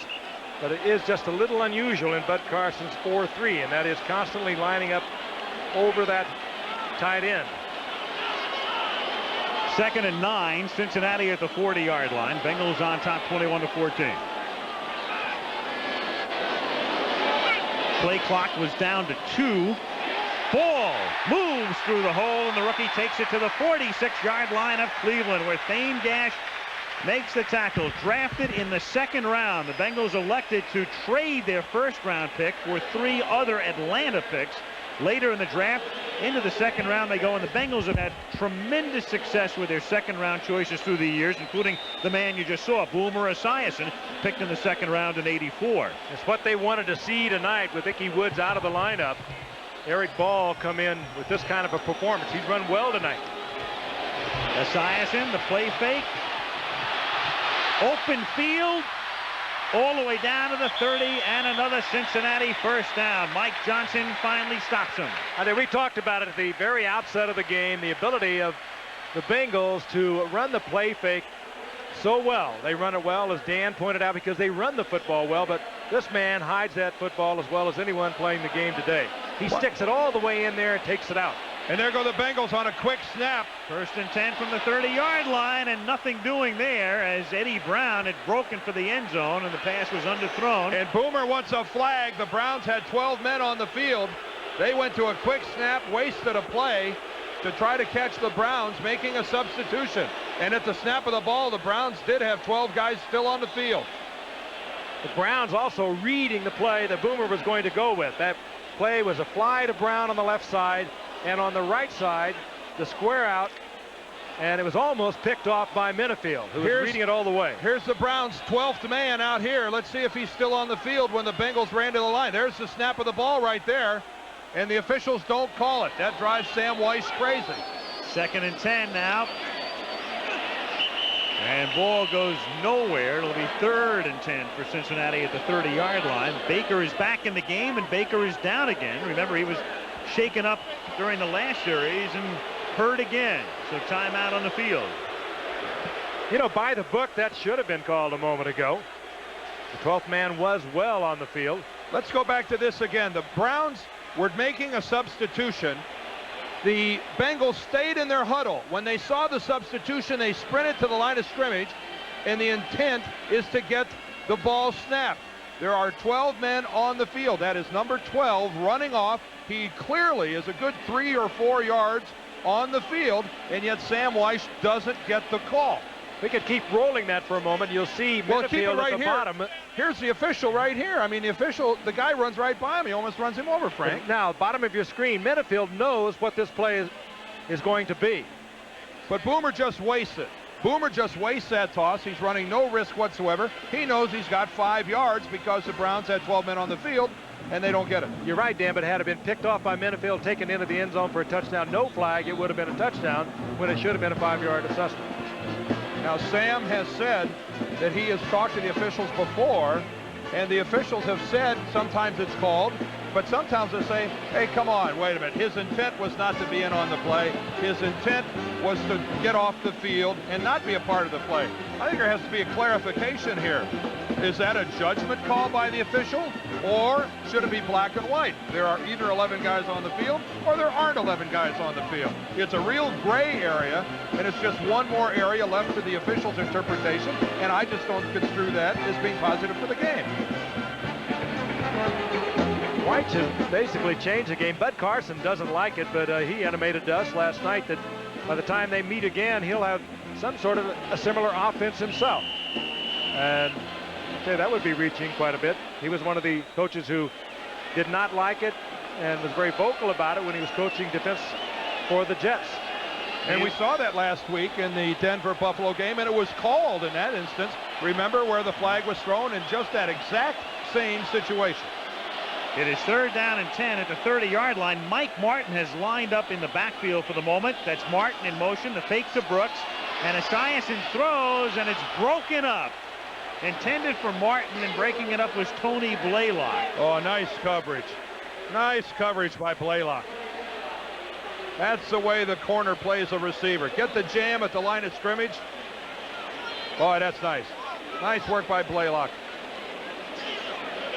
Watch him move in front of Martin. Gets both hands on the ball. Would have been an outstanding interception. As it was just excellent coverage. Now Jim Gallery to kick from the 38-yard line, a 48-yard field goal attempt. Kirk Schoner to hold. After so many years of Jim Breach, Gallery has the job, and Gallery has all the distance in the world, but it's wide. And that's been the problem with Gallery through the years. Plenty of distance, but what about the accuracy? On his attempts in the past, they've yelled 4. Pulled together. And an unhappy camper here for a few moments. Temporary audio problems, but we are again functional. All right. Skilled staff once again. Probably to some people's chagrin. First down Cleveland from the 30-yard line after the missed field goal. Manoa and Jones with some confusion. The play clock is down to 3 seconds, and they just do get it off as Kozar throws and the receiver Slaughter falls down.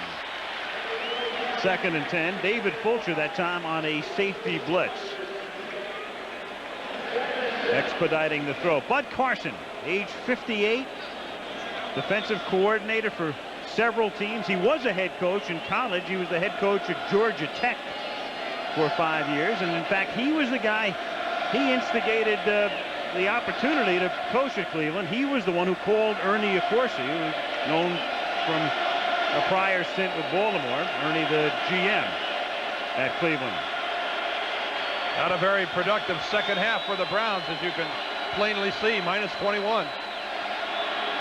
2nd and 10 from the 30, and Kozar lofting it. The ball is hanging, but the catch is made on the far side by Reggie Langhorne, but a flag is down back at the line of scrimmage. I think they're ruling him out of bounds on the catch. Out of bounds to begin with. And a holding against Cleveland. So the Browns continuing to do what they've done best here in the second half, and that's move backwards. That time a Cincinnati blitz. They come with 6. Illegal use of the hands to the face mask. Number 68. 2nd down. Ted Banker. We've touched on it over and over, the problems with the Browns unable to move the ball on the ground. When you just defense against the pass, you can do that rather easily when you don't have to fear the running attack. Ernest Biner, of course, a leading rusher of a year ago, traded to Washington. We've already told you about Kevin Mack's problems. They're the Bengals. Everybody on the line. Shotgun on 2nd down and 20. And Kozar under pressure throws, and the catch is made by Ozzie Newsome. His 2nd reception of the night. He's caught more passes than any tight end in history. Solomon Wilcots makes the tackle. And it will be 3rd down and about 15. And you can almost disregard the running game of the team. You can totally concentrate on the pass game. And that's exactly what Cincinnati is doing. Here's Ozzie. Little turn to the outside, getting a few of those yards back, but still leaving Kozar in deep trouble. 3rd down and about 14 at the 25-yard line. He'll get pass pressure once again. 3rd and 15. And this is the type of situation where they desperately need an Eric Metcalf. He doesn't have enough of the system down yet. And Kozar under pressure hits Manoa, and he can take it out only to the 37-yard line. He's short of the 1st down. Leo Barker in on the tackle, and the Browns will have to kick it away again. But again, I want to go back to that point. Tim Manoa is not the guy that you need handling the football on a 3rd and 14 situation. You need the guy like Eric Metcalf or Terry Metcalf, either one. But still, that's a situation where Metcalf has not yet learned all the intricacies of the Brown offense, and he is not going to win them any ball games over on the bench. Of course, he was a late holdout, just arrived a couple of weeks ago. Brian Wagner's kick. Mike Martin accepts it at the 31-yard line and gets dropped at the 32. And Cincinnati's football there. Mark Harper is in on the tackle. 3:27 now remaining in the 3rd quarter. Well, what has happened so often for the Browns in the past, and especially in the first 2 weeks of this season, it's been the defense coming up with a big play. Their defensive club has scored 4 times, 2 on interceptions, 2 on fumble returns, and with the way things are going for the Browns offensively here in the second half, I think it's up to the defensive guys to try to make something happen. A big play. From the 33, a big hole for Brooks. Out to the 40-yard line where he runs into his good buddy Felix Wright after a gain of 7. It's early in the season, but keep in mind with Cincinnati and Houston figure to fight it out. If Cleveland wins tonight, they'd have a 2-game lead over the Bengals and the Oilers, who lost in overtime yesterday to Buffalo. Steelers, of course, with the biggest upset of the season yesterday, seemingly no chance against Minnesota and knocking them off.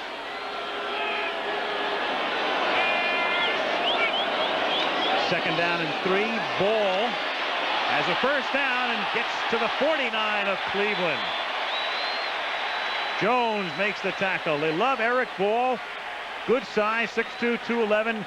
Good speed, and we said it earlier tonight, if he can stay healthy, that's the key, because that was the problem with him at UCLA. And there is Brooks, who was shaken up after that 7-yard carry. You know, that last run by Eric Ball just again accentuates the greatness of Anthony Munoz, their left tackle. Maybe the best left tackle that ever played the game. That time he took Robert Banks into the next zip code, allowing Eric Ball to get up inside. If you want to learn how to play offensive tackle, just watch number 78 on the far side of the formation for a couple of plays. From the 48 of Cleveland, Esiason the pump fake and then throws, and it's incomplete, and Perry was charging in and nearly had the sack. We've already touched on the improvement of Michael Dean Perry, who really didn't play full time for the Browns last year. He was in and out of the lineup, and one of the things that Bud Carson said he wanted to see after he reviewed the videos for endless hours is Michael Dean Perry in the lineup and all the time. And he has become a major force for these Browns. When he's not harassing the quarterback, he's pushing the pocket back, playing the run well. Very strong, Michael Dean Perry. Second and 10. Meanwhile, it might have been just a cramp for Brooks, who is up and looks fine on the sideline. Not in at the moment. Stanford Jennings is wide to the left, and the handoff to Ball through the middle. And Ball takes it to the 43-yard line, where it'll be third down at about 5. And Perry makes the tackle. And here comes Brooks back into the game. And that was the report from the bench, a leg cramp. And again, the difference in this game, granted, there have been big plays passing the ball, but if there is one area of superiority that's becoming very apparent, it is the Bengals and their ability to rush the football. 1:28 as you see left in the third quarter, but right now the Cincinnati offensive line has taken control of the line of scrimmage. And a little humorous thing happened down there. Minifield got into the Cincinnati Bengals huddle. The Browns cornerback, he was in there listening. Third and 5 at the 43-yard line with Holman in motion. Esiason hits Holman for a first down to the 31-yard line. Rodney's big night continuing. 2 touchdowns, and on a 3rd and 5 over the middle after he was in motion, and the Bengals keep moving with 52 seconds to play in the third. Again, they're just trying to cover Holman with the linebacker, and they haven't covered him all night. Well, and it's going to be hard to cover Holman with a linebacker. He just runs so well for a tight end. And the tight ends in this league are getting faster and faster, and Holman is one of those players. You almost have to do it with a Brown and a McGee as wide receivers. With Brooks out of the backfield, you almost have to consign the tight end to a linebacker to get some type of double coverage on a Brown and a McGee. It's been a while since I've seen a team use as much of the field as the Bengals do. And they use all of the play clock, which was down to 1, and Ball can't get wide. He's taken down by Baker, who's been shaken up twice but back in. And that will take us down to the end of the third quarter. So the only points on the board here in the third period belong to the Cincinnati Bengals, who score on the pass from Esiason to Brooks. Take a look at Minifield. I told you a moment ago, he's getting very interested in what's going on inside Cincinnati's huddle. Hey, Boomer, what about me? I don't know whether he can translate or not, but he certainly came out with the numbers, the formations, and whatever. We'll be back after this message from our ABC station. Frank Gifford, Dan Dierforf. We start the fourth quarter. Bengals. They own the jungle, don't they? Yeah, tonight they do. Again, 7 rushing yards and approaching a 2-to-1 time of possession. and they still have the ball. At the 35 of Cleveland on 2nd down and 13. Esiason with a flag down. Brown is wide open. Runs parallel along the 10, turns the corner, and goes out of bounds at the 4.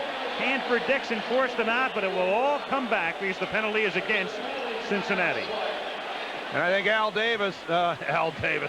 Baker is saying that Brian Blados, the right tackle, held him. Let's see if he gets a call, but that's certainly Al Baker's idea of a good call. Bubba Baker. Holding number 74, 2nd down. And 74 is Brian Blados, the right tackle. How'd you get Al Davis out of that? Yeah, Al Baker just with the strong upfield rush. Here's Baker right here, and here's Blados, and watch Baker just take the upfield rush. There it is, and there's Blados with the right hand up underneath the throat of Al Baker, and the referee is just standing right there looking at it. That's going to draw the flag every time. Good, strong move by Bubba Baker. 2nd and 24 from the 45-yard line. Would have been a good move by Al Davis, too. Great move. He would have admired it. At his age. Wide open through the middle. There is Brooks to the 32-yard line, a gain of 13. Gaping hole, and through he goes. Well, I think this time the Browns got caught line stunning. I think they got caught right in the middle. Watch Michael Dean Perry move to his left, and he just vacates the hole where they're attacking. And that is the risk of a stunting defensive line. Michael Perry began that play right in the hole where they came at him. There's the defensive line coach of the Browns, John Teerlink, former NFL defensive tackle and reputed to be somewhat of a character, I guess we'll say. Yeah, to say the least. On 3rd and 11, he swings one out to Martin, and Martin is taken down to the 26-yard line. The tackle made by Blaylock. So they come up about 4 yards short of the 1st down, and in the neighborhood of about a 43-yard field goal attempt for Gallery. We are watching Gallery in the pregame warm-ups, hitting them from 52, 54, and 56 yards. This guy has got a real cannon for a leg. Had plenty of distance. He wasn't all that accurate with it, but he was hammering it from 55 on out, getting the distance, just not getting it through the uprights. Well, they missed the last time the Bengals had the ball, pushed it to the right considerably by about 10 yards. From 48. This one is from 44. Turk Schonert is the holder. And this time, he went right again. He's right again. He had plenty of distance, and again, that's been the story of Gallery's career, basically. Plenty of distance. Accuracy is the question. He's missed twice, and the Browns are still within a touchdown with 13-12 to play. And 12 seconds to play in the 4th quarter at Riverfront Stadium, where the Cincinnati Bengals lead the Cleveland Browns 21-14. But the Browns have the ball after the missed field goal from the 26-yard line. Bernie Kosar in Cleveland, 1st and 10. Jones in motion. They start on the ground with Manoa, and he picks up about 5. Bernie Kosar tonight, he has just thrown his 1,500th career pass, so he qualifies in this category. Lowest interception rate in NFL history. He has thrown only one every 45.5 passes in his career, which is now in its 5th year. To put it in perspective, Ken O'Brien would be 2nd with the lowest interception rate of 37.5. There it is. So Kosar, a huge lead in that department. And to put it another way, last year alone, Vinny Testaverde threw 35 interceptions, and Kosar in his career has thrown only 33. 2nd and 4 from the 32-yard line. It's a reverse, and it's Langhorne taking it from Metcalf, where it's McNeil. Gerald McNeil, the ice cube, dances down the sidelines for a big gain to the 49-yard line of Cincinnati. And the cube just becomes Cleveland's leading rusher by about 15 yards. An 18-yard pickup on that. Manoa had the longest run of the day on the play previous to that when he picks up a whopping 5. And here's the reverse to Gerald McNeil, and out in front, yes, that is not Gene Hickerson. That is not John Wooten. That is Bernie Kosar. He did the job. Throwing his body in there. A good hip check. And the cube takes the Cleveland rushing attack to whole new levels. And that's the Browns' first down in the second half. Ball at the 50. Metcalf for 3 yards over the right side. And Al, I couldn't agree more. Get this guy in the ball game. You're down by 7. Nothing is happening offensively. You're sputtering. Get Eric Metcalf in the ball game, because this is the kind of thing that can happen. This is back in the first half. And when you've got a guy in the ball game that can do this, you've got a chance to win. And don't be surprised if we don't see something like that in the second and long coming up. Get the ball in there short. Well, we won't now because it's not there. Well, he's not going to win for you over there. 2nd and 7 from the 47-yard line. Langhorne comes in motion. Kozar swings it out for Manoah, who makes a nice catch. And Manoah fighting his way for what should be a first down. Hit hard by Zander, but he was going for that marker and picks up the first. And that was a nice catch by Tim Manoah of a ball that wasn't all that easy to catch. High and over the top of his head. And Tim Manoah really makes a nice play on that ball. And, of course, the effort to get the first down was obvious. It's tough when it comes right over your head. Good concentration. You saw him watch it all the way in. Picks up that first down marker, dives for it, and gets it. First down, Browns at the Bengal 39. Cincinnati up by 7. Bernie's audibling. Manoah leaned in to hear the checkoff.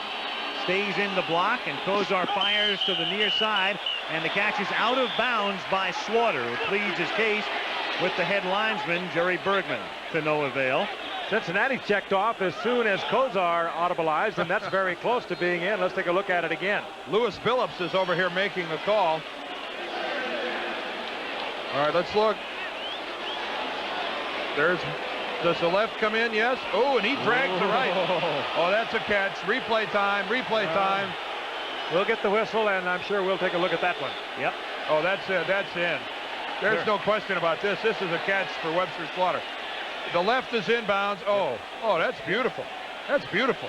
And a good audible on the part of Bernie Kozar to pick up that man-for-man coverage. Now the tough part here is going to be where they're going to spot the ball. That's what will take them longer than anything else here, I believe. So they'll re-rack it.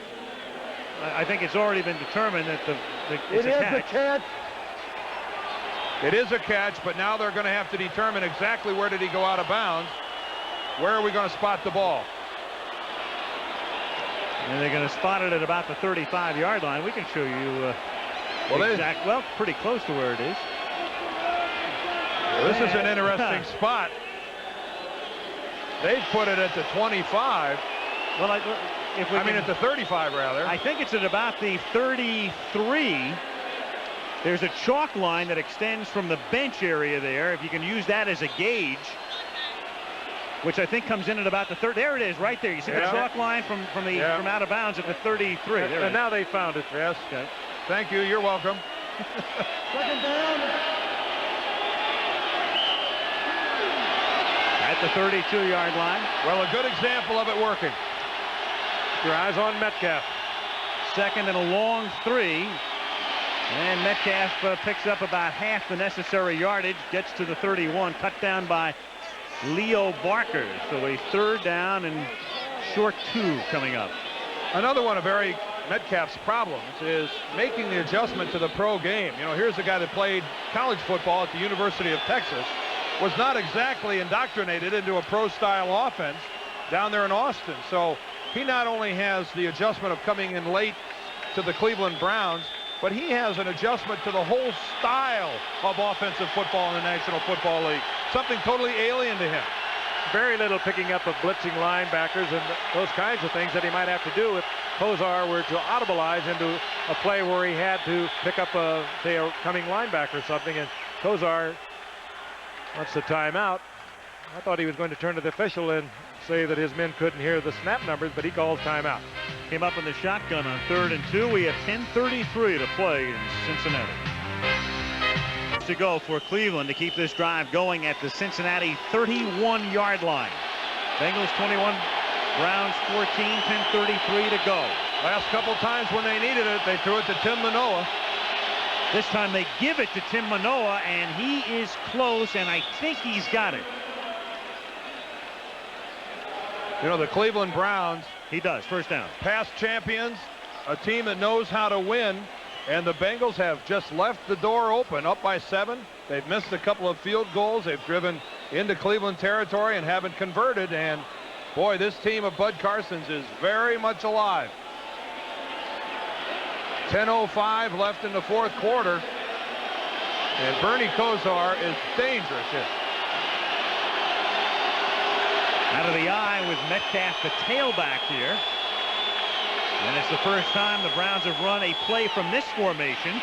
And with Manoa blocking, it's Metcalf taking it down to the 19-yard line. And he's close to a first down. He is stopped by David Fulcher. One of those exciting players that every time he gets his hands on the football, and we watched him a lot at the University of Texas, he is a threat to go all the way. You can see the way the Browns are using him tonight. Every time they bring him into the lineup, they get the ball in his hands. They give him no possibility of having to pick up a linebacker or get caught in an audible. He's not had that much work, but look at the movement, the quickness, the grace, potential greatness, just like his father. Cody Rison, Dan Fike out in front of that play with the good blocks. From the 18, out of the eye again, and this time it's Jones who spells Metcalf, who takes the ball to the 15-yard line for a pickup of about 3. The Browns making extensive use of Plan B free agents, those left unprotected as Metcalf comes back in. Cleveland signed 14 of them. The Bengals signed none. The Bengals and the Bears eschewed the Plan B market. And that was a fiscal decision rather than an assessment of the talent out there. There's Dan Fike, the right guard of the Browns, who's had to come out. Paul Farron, number 74, is checked into the Cleveland lineup. Browns were able to get Metcalf in the 13th pick of the first round. They traded their own first pick, the 20th pick, to Denver for that 13th pick, and they also gave Denver a second and a fifth to move up in order to get Metcalf. Trading up with the Broncos and hoping it will pay off, and it has tonight. And we can tell you that tonight, following your late local news Nightline, the topic will be the crash of U.S. Air Flight 5050 at LaGuardia last week. From the cockpit to the airline to the government, where does responsibility begin and where does it end? That's the subject tonight on Nightline.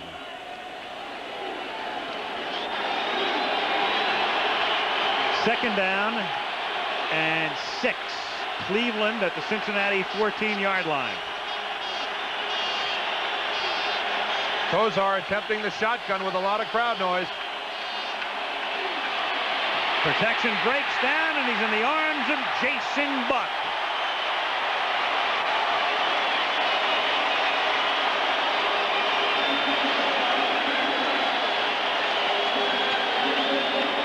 Back to the 20-yard line.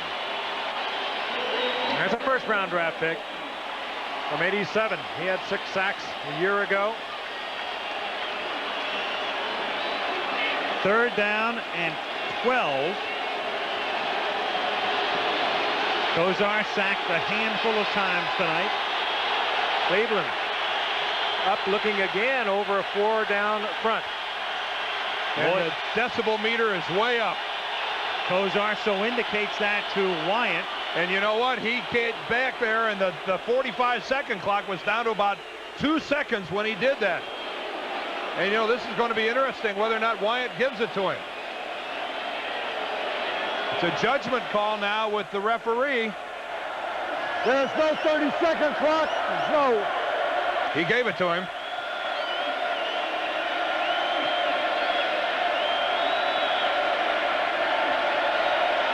Sound leader, here we go. We're above heavy traffic. We're between a jackhammer or a rock concert. We're about what it sounds like in a room at a cheap hotel. Thank you. Yeah. Someone must have told you, Al. Third down and 12 at the 20. Now the Browns have done away with the shotgun. Bernie Kosar's come up under center to be heard. Manoa's right up there to pick up a blitz. Kozar slings it to the far side to Slaughter, and he's bumped out by Dixon. He is short of the first down. Dixon is able to stave off the first, and now if you are Bud Carson. Now here you are, first year head coach, third game. You never had to make this decision before. And I don't think he'll make whatever he would have done had he been a head coach. He is not a equivocator whatsoever. That's one of the problems probably that Bud has had becoming a head coach. He's always said what's on his mind, and he didn't care who he said it to, whether it was an owner or another head coach. Strong conviction. 4th and inches. Double tight end, and Redden and Manoa, the 2 fullbacks, lined up back of Kozar. And Manoa. Not close. He wasn't even close. Going over the right side.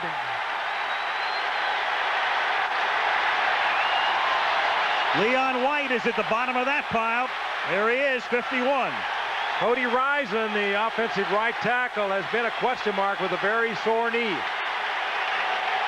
Browns try to take it over the right side. Not only do they not get it in, but that's going to take a lot of wind out of the sails of the Cleveland Browns. In short yardage, it's all leverage. And right there, the white shirts are high, the black shirts are low, and they make the tackle and win the battle. Miami came up last year, was the quarterback coach, now the offensive coordinator, and his 4th down play does not work. And he was the offensive coordinator that stayed on when Bud Carson came in as head coach. In other words, he inherited Trestman. And that last play was page 2 of the Woody Hayes playbook. Page 1. Yeah, page 1. From the 9-yard line where the Bengals take over on downs, it is Ball up to the 10-yard line. Michael Dean Perry, and of course what Cincinnati will try to do is use the clock. 7:38 remaining in the 4th. And one of the few times that the Bengals tonight on first down haven't cranked out substantial yardage on the ground. A key series here for the Browns defensive team.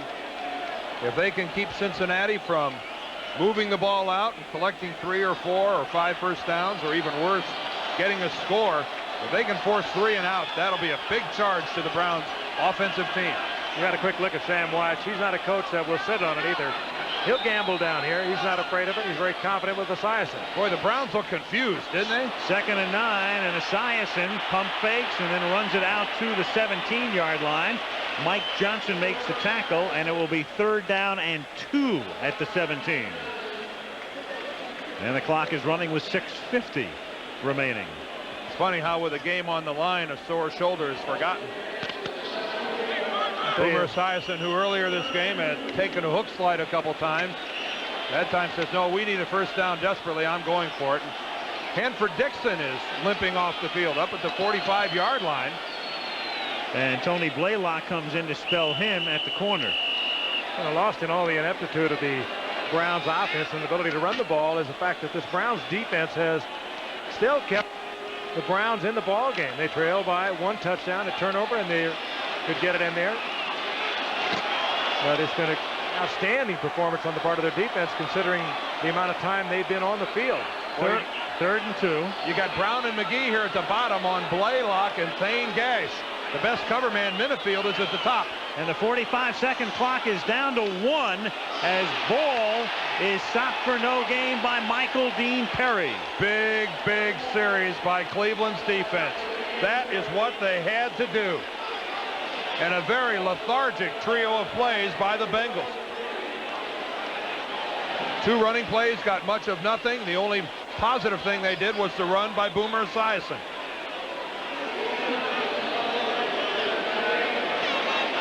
Browns are going to get it back. They should get it back near midfield. I wonder if they'll come after this punt. Minifield's had success against the Bengals. Blocked one last year in Cleveland, leading to the victory. Lee Johnson, the one-time Brown. High, relatively short kick, and a fair catch is made at the 50 by McNeil. 34-yard punt, And the Cleveland Browns have the ball at the 50-yard line with 5:18 to play. Well, they keep giving the ball back to Bernie Kosar, and something's going to happen, even as ineffective as they've been. You know, he just is going to unload one. He's going to hit Slaughter somewhere. He's going to get Langhorne, Newsom perhaps. He's just too good. We'll update you quickly on your vote for the top pass play over the years of Monday Night Football. And Dave Craig, still the leader. I'm not surprised by that at all, although the most athletic was certainly Randall Cunningham. From the 50 with Metcalf in the game, and Metcalf has the ball, and Metcalf has the first down. And a 12-yard gain to the 38 where Solomon Wilcox makes the tackle as we approach the 5-minute mark. There he goes out again because, again, he isn't thoroughly versed in the Browns offense. They'll send him back in, obviously. He seems to be their one consistent weapon, and he is some weapon.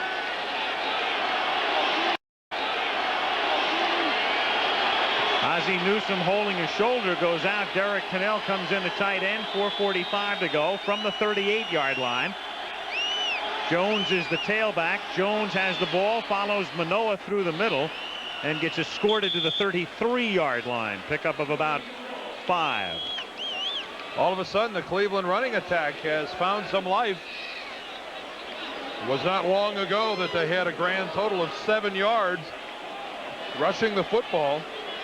Manoa got 5 on one run, and then they got, I believe it was Langhorne that came, McNeil rather, came around the corner on a reverse. And all of a sudden, they are moving the football on the ground. Newsome back in the game. Smith has spelled rise in the tackle. Tony Jones is also in, spelling Bolden.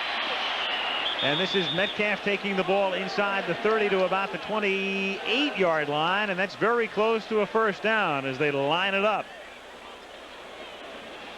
And looking ahead now, remember the Browns spent 1 timeout preparatory to a 3rd and 2 call earlier, so they're down to 2. Browns meanwhile with 65 yards on the ground, and this may be close enough to measure, and is. It'll either be first down or 3rd, and whatever's left here. Did I see what I thought I saw in that last graphic, that Cleveland had negative yardage for the whole 3rd quarter? Yes, sir. Wow. Russell. A couple of more handoffs to number 21, and they'll correct that.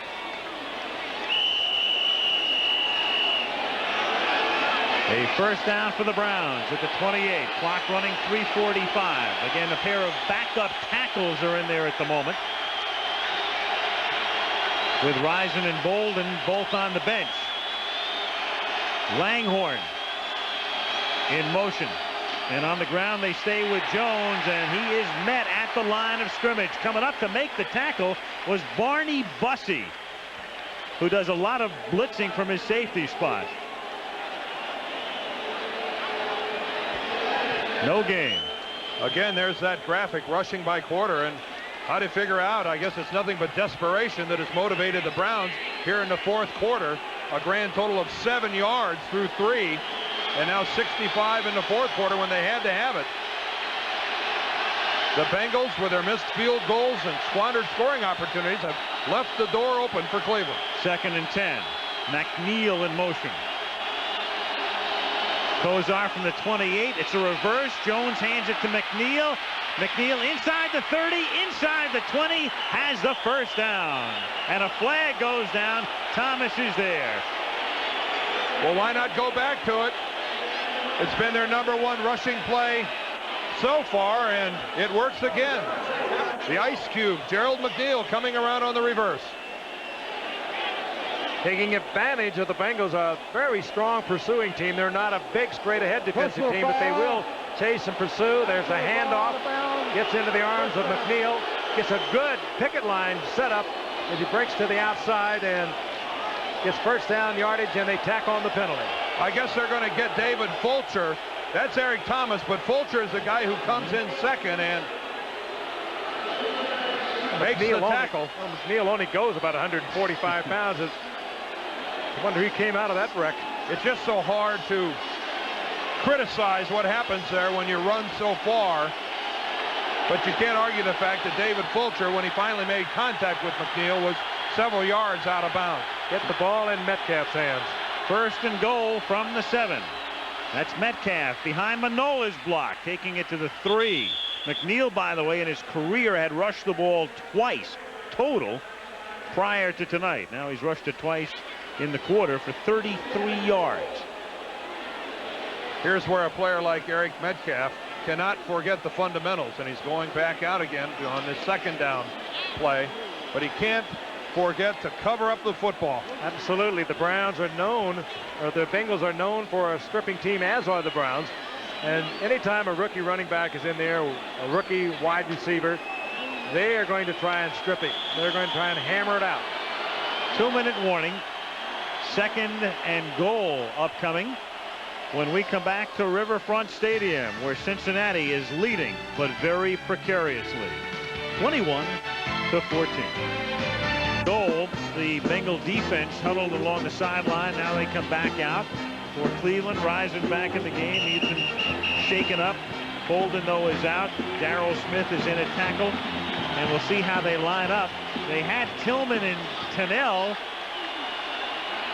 originally in the huddle, and now Cleveland shifts, and here come the Bengals to make their situation substitutions.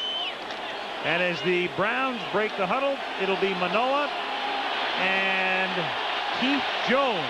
Browns came out with their regular offense, and Cincinnati anticipated short yardage. 2nd and goal with Langhorne in motion. And Kozar firing, and it's off the hands of Ozzie Newsome. Trying to make a one-hand grab and couldn't, as he'd gotten behind Fulcher. 3rd and goal. Almost a perfect touch, but it would have had to been because Fulcher, pretty good coverage. When you're in the end zone, you can't afford to play behind him. Now watch him, he'll trail Newsome. He'll be right on his back. Now to get the completion here, this has to be laid in there absolutely perfectly. And that was almost a great catch. Not so sure it wasn't. 2 plays to get it in on 3rd and goal. Langhorne to the left. Slaughter and Tillman come to the right. Manoa the sole setback. Tillman in motion. Kozar down at the 3. It'll be 4th down. And there's Ted Banker getting into a little shoving match. David Grant there as well. Robert Jackson. So it pretty much comes down to this. And I would assume we're going to see a Cleveland timeout here. Bernie Kosar says, I shall seek counsel at the sidelines. I hope the counsel includes number 21 Terry Metcalf in the next offensive play. And it will come down to this because Cleveland will have only 1 timeout remaining, and so Cincinnati, were they to stop Cleveland on downs, could run the clock out as the Browns can stop it only once more. I gave him a daddy also. To look down, you see Eric Metcalf play, and I can't help but think of another 21, as we've recalled already this evening. His father, who I'm sure is looking on, has got to be awfully proud of him. The real interesting point here now for Cleveland, do they come out in a passing set with their wide receivers and maybe Metcalf split out, or do they come out with their big people and get in their running formation? That's on a 4th and 3. That's the question mark that the first one that Bud Carson and his offensive people had to grapple with. And you better get this guy in the ball game. You know, they gave up that short yardage big people offense at the beginning of this series, Dan. They came out with their little people. They had given up on that when they failed on that 4th and short yardage a while ago. They're going back to the drawing board on that. They're going to try to win tonight with what makes it work. And there's Metcalf as a wide receiver at the top of your screen. Langhorne and Slaughter to the right. Langhorne in motion. 4th and goal. Here's your ball game. Kozar throws, knocked down. Eric Thomas breaks it up.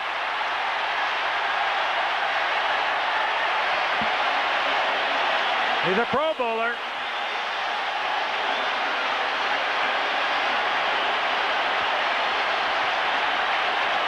Tough for the Browns, and if you were going to second guess, considering we've already talked about the lack of the offense, and that is to get it to the man who's moved the football tonight, the one and only number 21 Metcalf.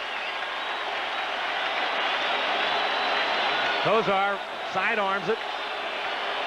And in and out of the hands of Thomas. He did his job, but that could have also been 6 points for Thomas.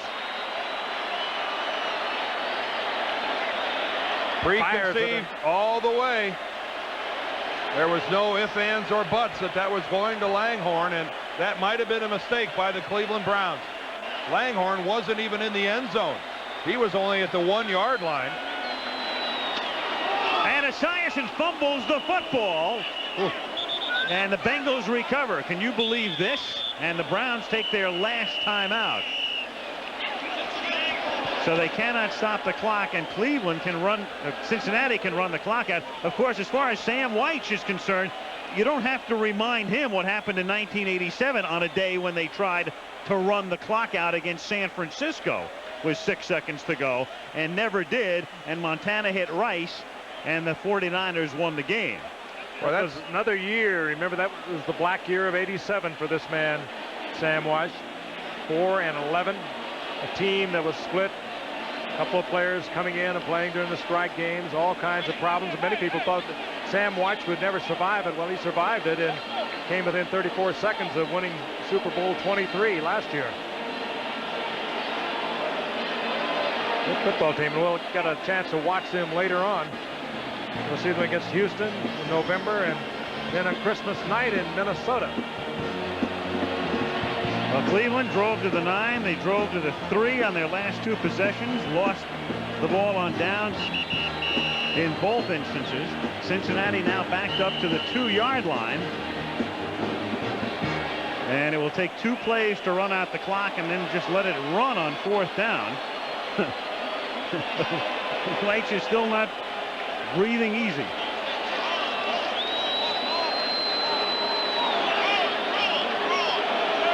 Prevent offense.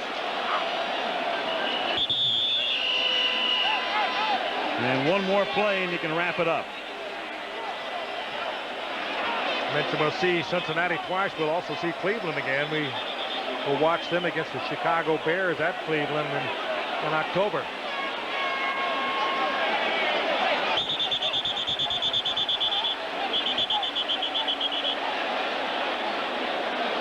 Browns venting some of their frustration, and Munoz also in a little bit of a gab fest with Perry right now.